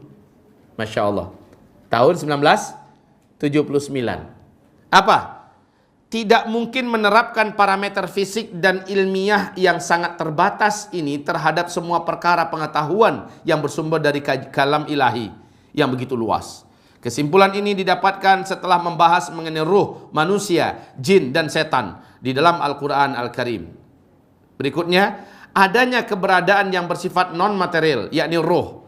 Kemudian berikutnya, ruh memiliki kebebasan berpindah dari satu tempat ke tempat yang lain. Berikutnya, perlindungan syar'i dan ruqyah itu adalah titik temu antara kedokteran, psikologi, agama, dan keadaan paranormal. Masya Allah, titik temunya adalah dengan ruqyah, dengan bacaan Al-Quran.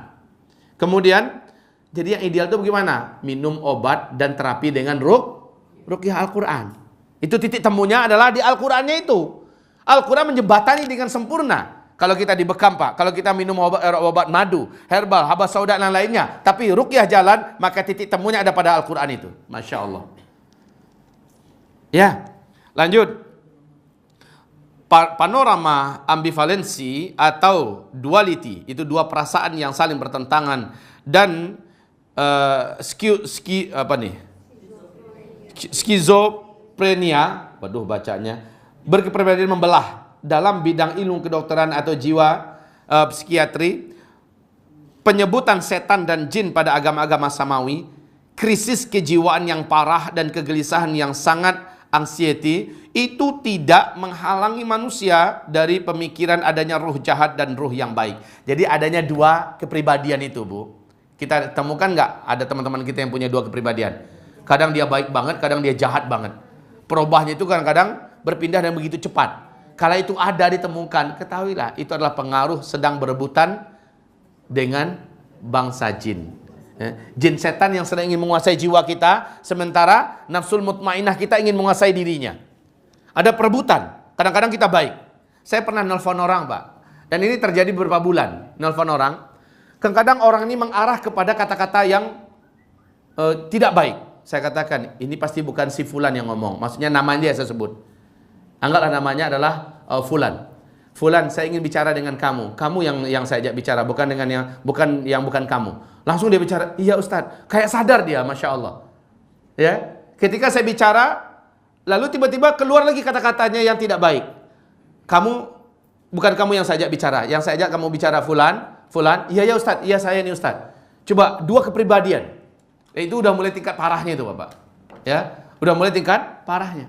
Ketika saya sebut namanya, maka dia yang berbicara. Tapi nanti ke tengah-tengah bicara, mulai yang lain itu yang berbicara. Kalau sudah kayak gini ini susah. Sampai-sampai kemarin ini ngeri saya dengarnya.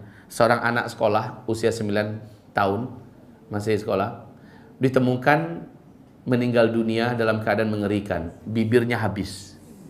Dia makan sendiri. Mulutnya melotot, berdarah-darah, dia makan sendiri. Udah nggak dirinya lagi. Ya, itulah kejahatan bangsa gaib yang mencuri jiwa manusia. Ya, berdarah-darah, dia terus makan. Dia isap darahnya sampai habis bibirnya, kemudian dikejar siapa ustadz yang bisa meruqyah, tahu-tahu pas ditemukan udah meninggal dia. Kejahatan syaitan. Yang kayak gini gimana cara ngatasinya? Dibawa ke dokter, paling disuntik, ya, supaya pingsan sebentar, supaya sampai kapan? Sampai gila tuh anak. Ya Rabb. Baik. Terus dimensi material itu bukanlah satu-satunya dimensi. Jika ada penyakit jiwa dan akal yang sudah diidentifikasi dan dikenali gejala dan kondisinya, mengapa dengan ketidaktahuan kita tidak mencoba mengetahui hakikat yang terjadi di dalam akal manusia? Hakikat ini lebih besar daripada lingkup pengetahuan kita sekarang ini. Aturan dan hukum alamiah yang kita kenal sekarang ini bukanlah satu-satunya aturan yang mencakup seluruh fenomena alam yang ada. Itu kesimpulannya.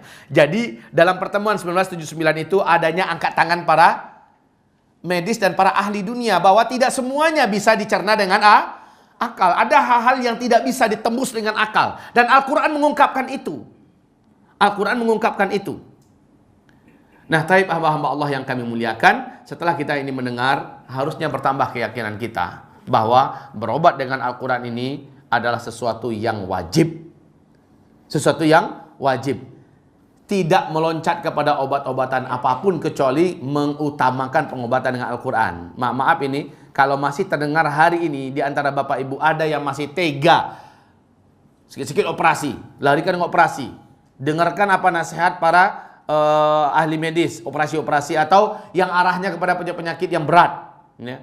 Cara buang tumor, buang kanker, buang semua dengan operasi. Bapak masih mau? Jujur saya katakan, iman Bapak dan Ibu di bidang ini sangat lemah. Sangat lemah. Sangat lemah. Nggak perlu nunggu bacaan Bapak Ibu itu bersih dulu, nggak perlu.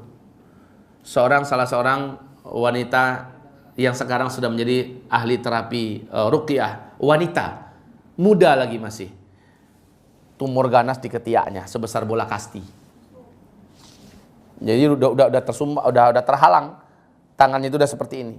Dan dia mengalami sakit yang berat.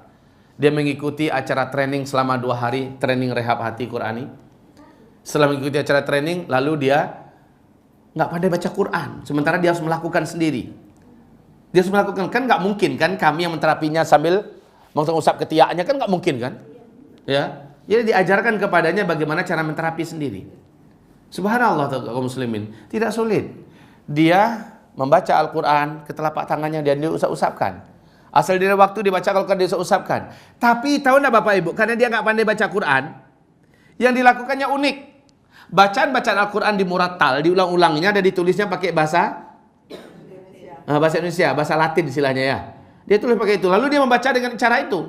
Dia baca, ya, dia baca.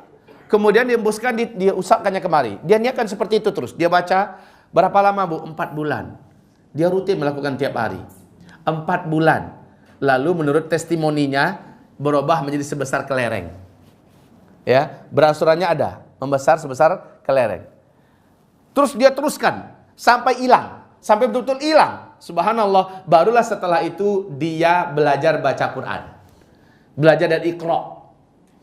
Sekarang di Jawa Barat dia termasuk wanita ahli ruqyah yang muda, ya. Padahal sebelumnya dia nggak pandai baca Quran.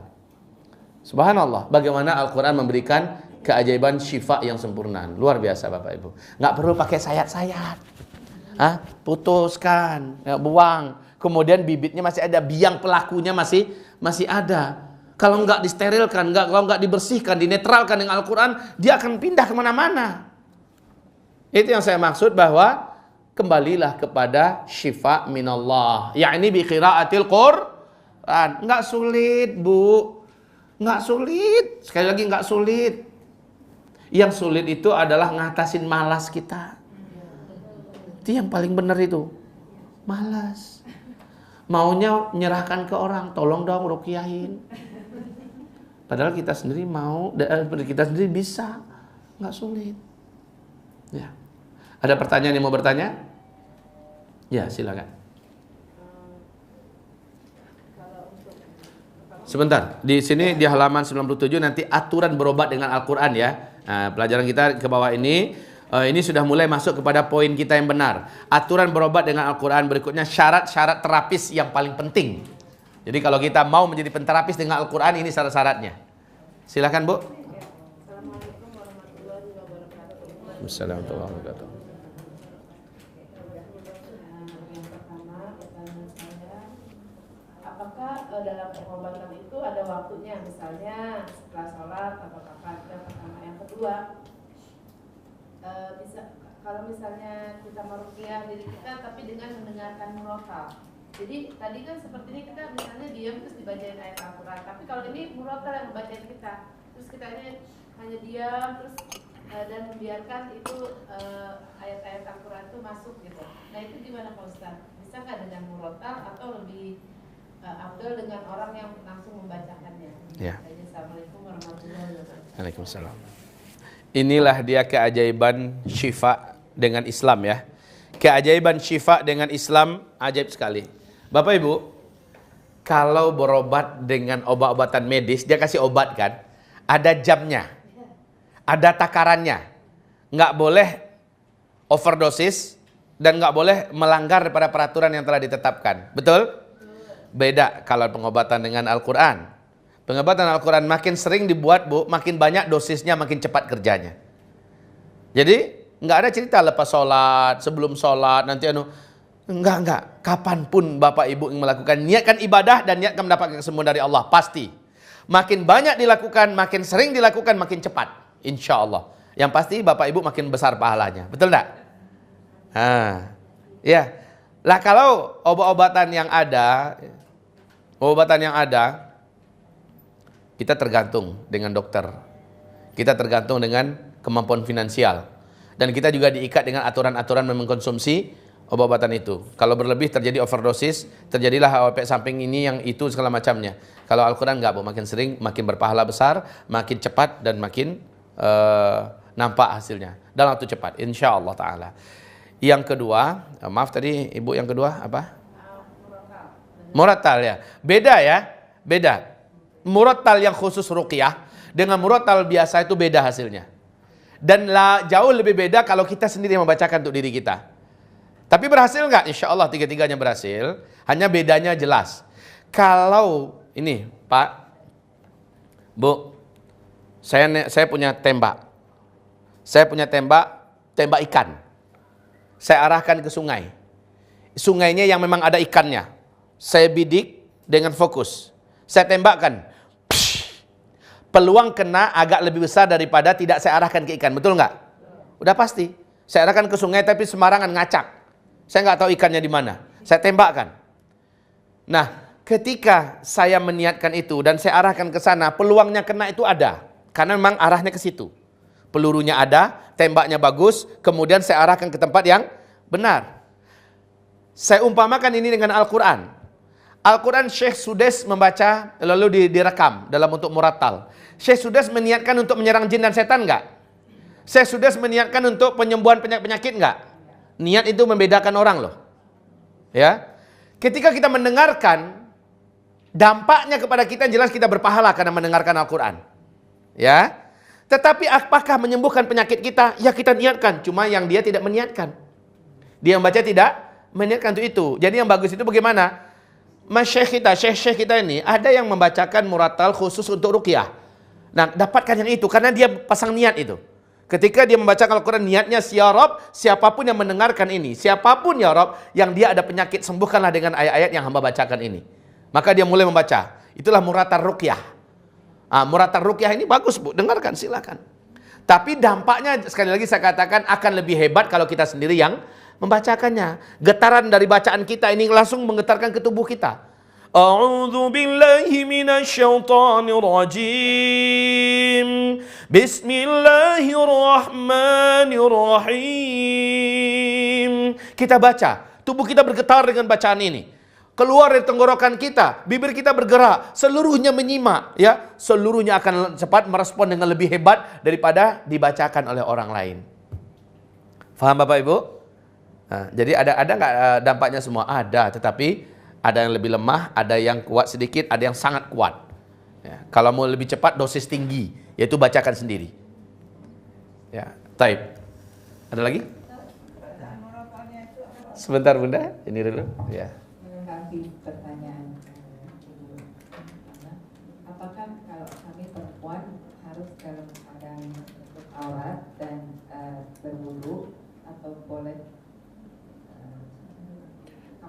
Nanti kita akan terus baca. Ada di sini panduan-panduannya. Ya. Tapi saya jawab aja sekarang, iya harus. Kita tutup aurat kita. Iya wudu. Sebenarnya Bu, kalau nggak ada muhram, kalau nggak ada orang asing, kita boleh saja baca Al-Quran tidak menutup aurat. Tetapi yang lebih beradab adalah kita menutup aurat kita. Setelah wudu lagi menghadap kiblat, duduk ya, gitu ya Bu. Silakan tadi.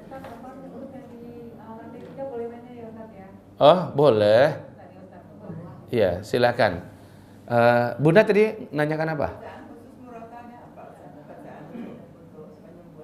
Ibu, ini gunanya di kitab kita. Di sini kan ada diajarkan cara terapi dengan Al-Quran, ayat-ayat ruqyah. Kan di sini ada Bu, halaman 101.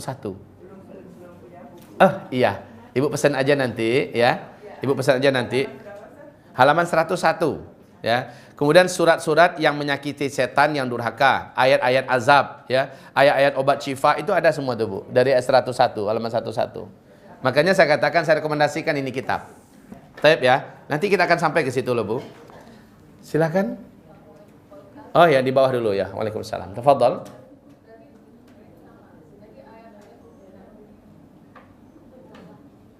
Silakan, dengar kok.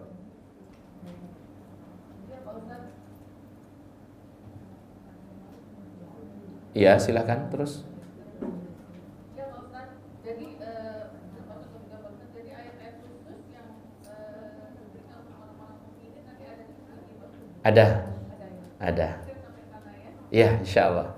Ya. Lalu Pak Ustaz mau tanya, kalau misalnya saya merasa bacaan saya belum sempurna gitu ya Pak Ustaz ya, kebenaran saya. Lalu misalnya saya minta tolong sama orang lain ya, boleh kan mereka kita berbakti kepada orang-orang yang kata mungkin orang pintar gitu ya, yang hanya bagus dan dia juga melakukan pengobatan tidak Bu, walaupun bacaan kita nggak sempurna Bu, Ibu dengarkan yang saya ceritakan tadi tentang seorang akhwat di Jawa Barat tadi. Bacanya belepotan habis loh Bu. Tapi Allah jadikan mukjizat syifa itu berlaku ketika dia melakukannya dan dia meyakininya. Dan ternyata Allah sembuhkan. Lalu terapinya berikutnya untuk orang-orang banyak berhasil loh Bunda. Ya Ibu semuanya Bapak-Bapak. Nggak mesti bacaan kita tuh tunggu bersih dulu. Makin bersih makin tajam. Ya, makin bagus tajwidnya, tahsinnya makin dahsyat. Tapi kalau seandainya belum, jangan pernah kita mengandalkan orang lain dulu ya. Sampai kapan sih orang lain bisa kita andalkan? Kadang-kadang kita sakitnya tengah malam. Masa kita mengandalkan orang lain terus? Syukur-syukur kalau suami bisa. Lah suami pun sampai kapan? Toh dia juga butuh waktu istirahat. Masa nerapi kita aja kerjaannya terus? Ya kan? Jadi baiknya kita andalkan diri kita, walaupun bacanya masih belepotan, tapi hari demi hari jadwalkan diri kita untuk bisa memperbaiki terus bacaan kita kepada yang lebih baik. Ya Bu ya. Satu lagi Ustaz. Ya. Assalamualaikum warahmatullahi wabarakatuh. Waalaikumsalam warahmatullahi wabarakatuh. Untuk mengikuti ke arah sifat melalui Al-Quran ini, kalau dalam kondisinya perempuan yang harus melahirkan dengan cara sesar, itu bagaimana Ustaz? Sesar juga salah satu di antara bentuk anarkisme setan kepada manusia. Ibu-ibu, pengumuman. Saya dapat meyakinkan kepada semua orang-orang yang terlibat kepada sesar bahwa orang ini mengalami gangguan jin di tubuhnya, gangguan setan di perutnya, di bagian rahimnya. Orang-orang yang sesar mesti diruqyah berulang-ulang perutnya, nanti dampaknya pasti akan ada. Tidak sedikit orang-orang yang sebelumnya sesar, ternyata setelah dia mendalami ilmu ruqyah lalu dia menterapi dirinya dengan sesar, Allah lepaskan dari sesar berikutnya. Betul Bu?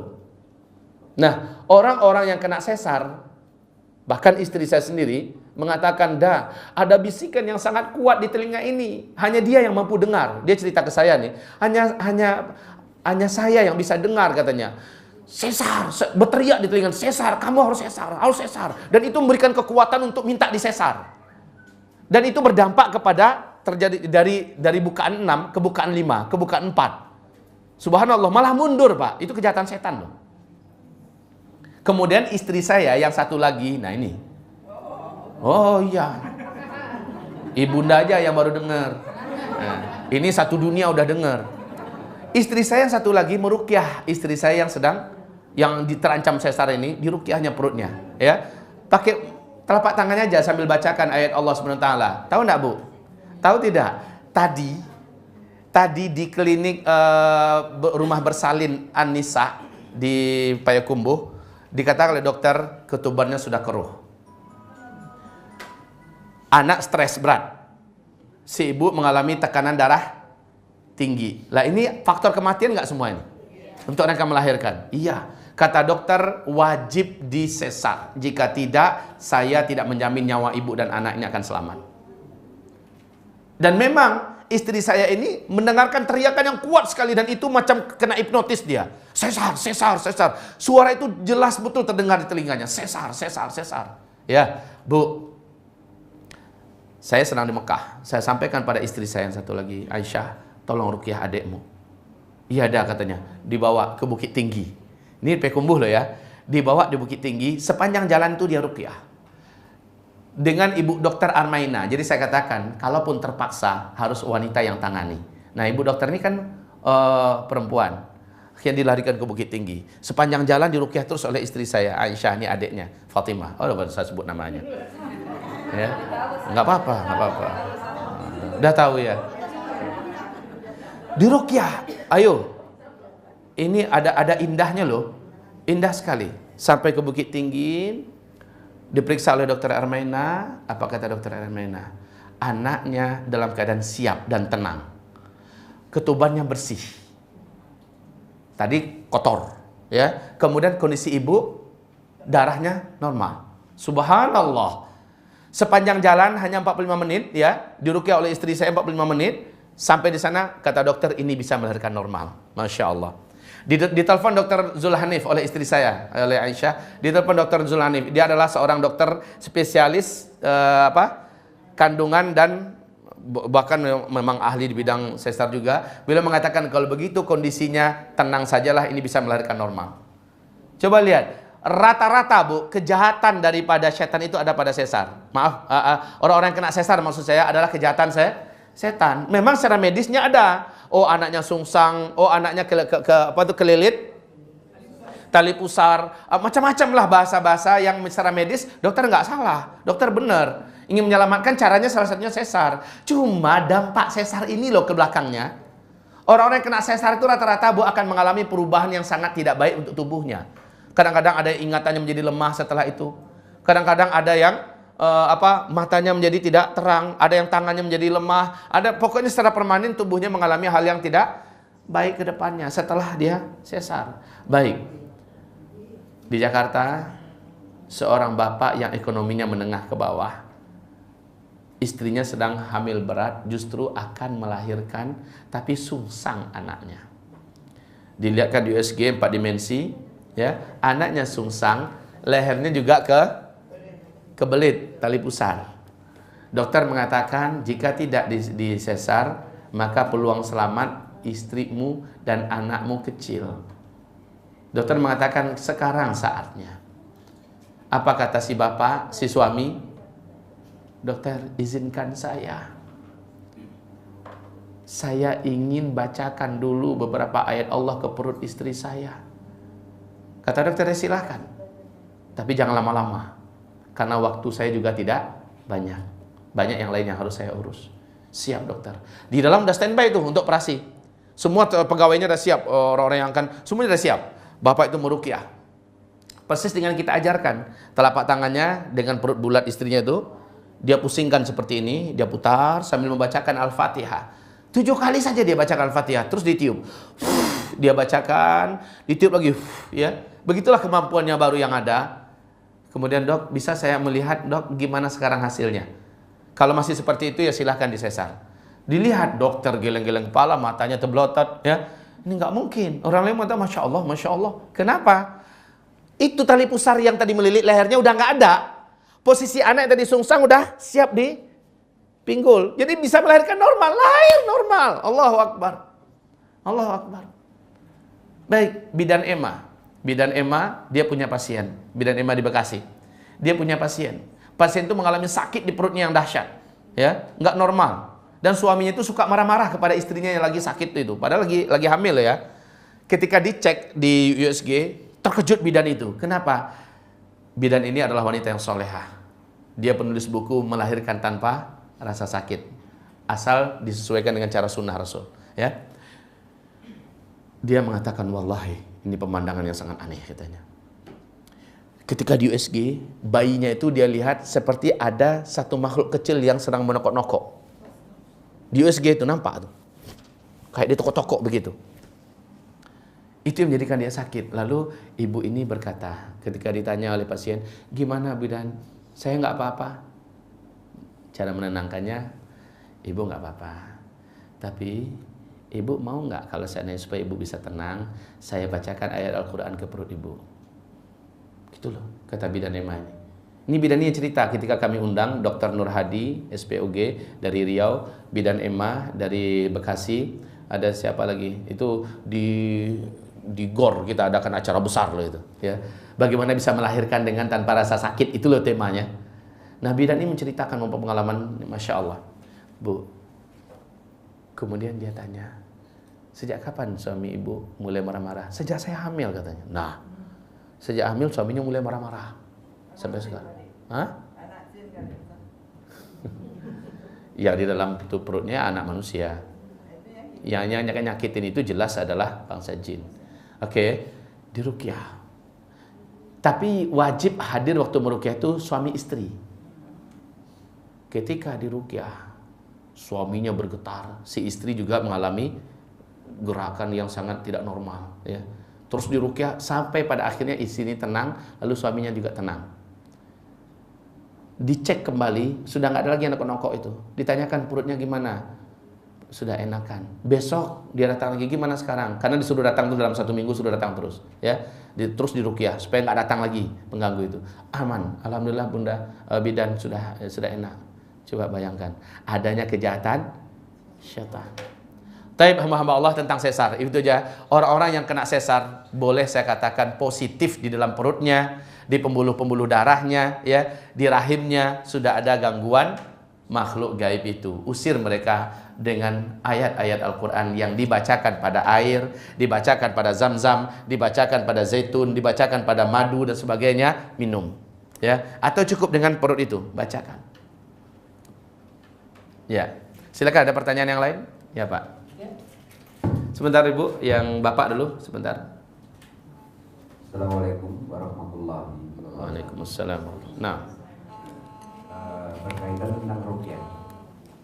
Apakah menjadi keharusan ketika kita meruqyah seseorang bahwa orang yang kita ruqyah itu tidak boleh mengikuti baik dengan lisan ataupun dalam hati.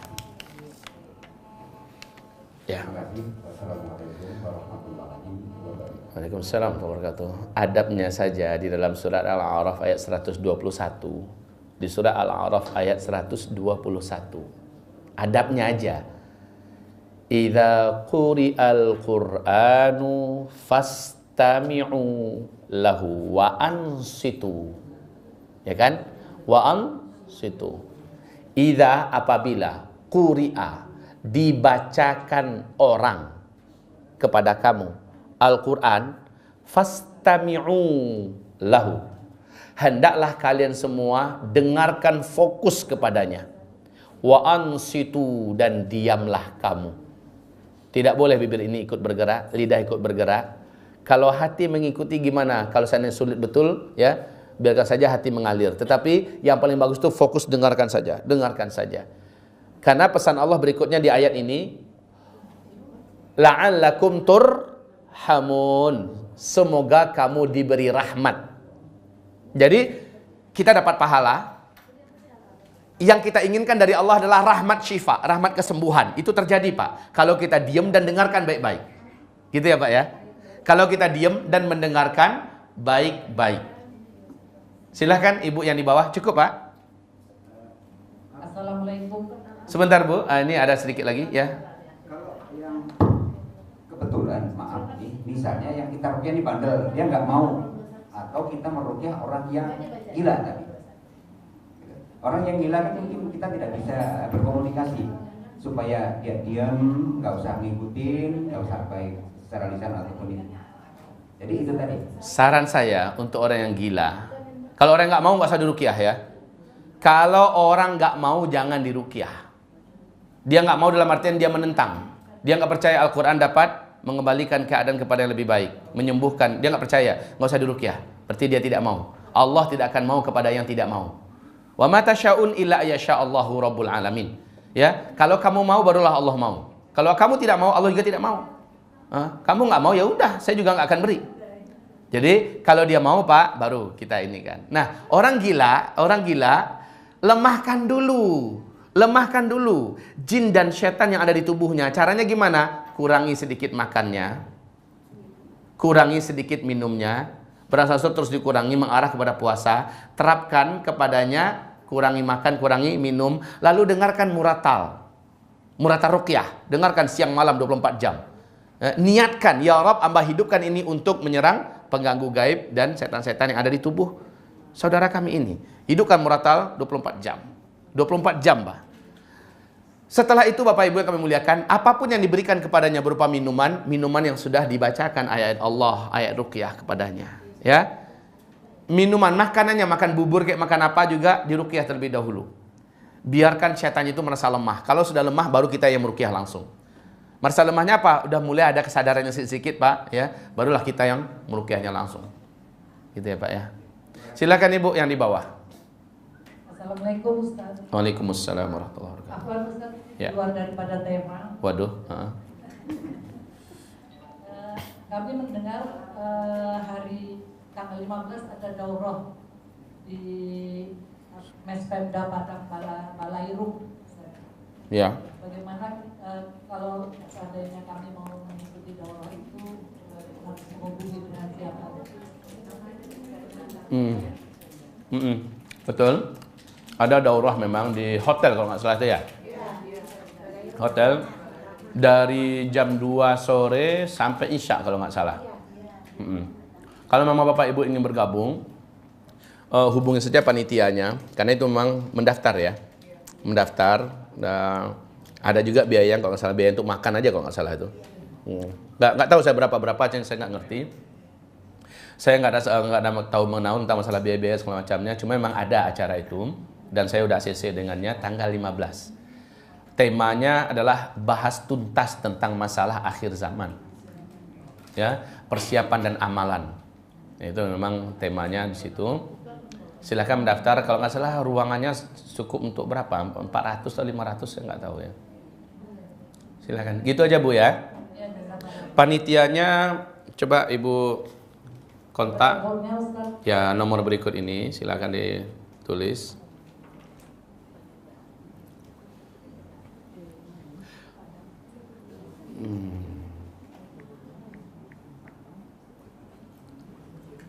Namanya Pak Kris ya, Pak Kris Diantoro. 0813. Ini ada WA-nya sekalian. 0813 5226 5000 5000. Ya. Pak Kris Diantoro. Saya ulangi 0813 5226 5000. Ya, baik, sama-sama. Oke, Bapak Ibu yang kami muliakan, ya terakhir ya Bunda ya. Ya. Ustaz mau nanya, tadi kan mengenai pengobatan, jadi misalnya untuk orang yang pernah kena narkoba, itu dengan ruqyah apa bisa Ustaz? Bisa. Tapi orang narkoba Bunda, Ya. ruqyah itu untuk mengembalikan kenormalan jiwanya, ya. Dan yang jelas orang kena narkoba di tubuhnya 100% sudah positif ada jin atau setan pencandu narkoba. Karena mereka yang selalu minta. Mereka yang selalu minta. Itu harus diserang. Tapi dia juga wajib dibekam. Pengaruh daripada dampak negatif daripada zat kimia yang ada pada narkoba itu harus dibuang melalui bekam. Rutin juga bekam. Di samping itu, saya anjurkan agar yang bersangkutan juga diterapi dengan herbal ruqyah. Dulu saya sudah tulis tuh. Itu bekam untuk narkoba itu gimana Pak? Itu sama dokter apa? Di bawah. Bagaimana cara? Dia kan ada beberapa titik normal saja dulu yang disunahkan oleh Rasulullah SAW. Ya, di sini ada Bu. Di sini ada tentang ensiklopedia pengobatan Islam tentang bekam. Fasdu sama Bu, sama ya, bekam, ruqyah dan juga herbal Islam. Cukup sampai di sini Bapak Ibu, saya ngisi lagi di tempat yang lain, zuhuran di sana. Semoga Bapak Ibu diberkahi oleh Allah Subhanahu wa taala. Semoga Bapak Ibu mempunyai keyakinan kalau ada apa-apa dengan Al-Qur'an sajalah. Prioritaskan dulu penyembuhannya dengan Al-Qur'an. Cobalah menghindari, jangan mengkonsumsi barang-barang haram yang dimasukkan ke tubuh kita. Ini lebih baik. Sudahlah kita berobat kepada Allah, kita pasti dijanjikan Allah sembuh, kita berpahala dan kita mendekati kembali kepada sunnah Rasulullah sallallahu alaihi wasallam.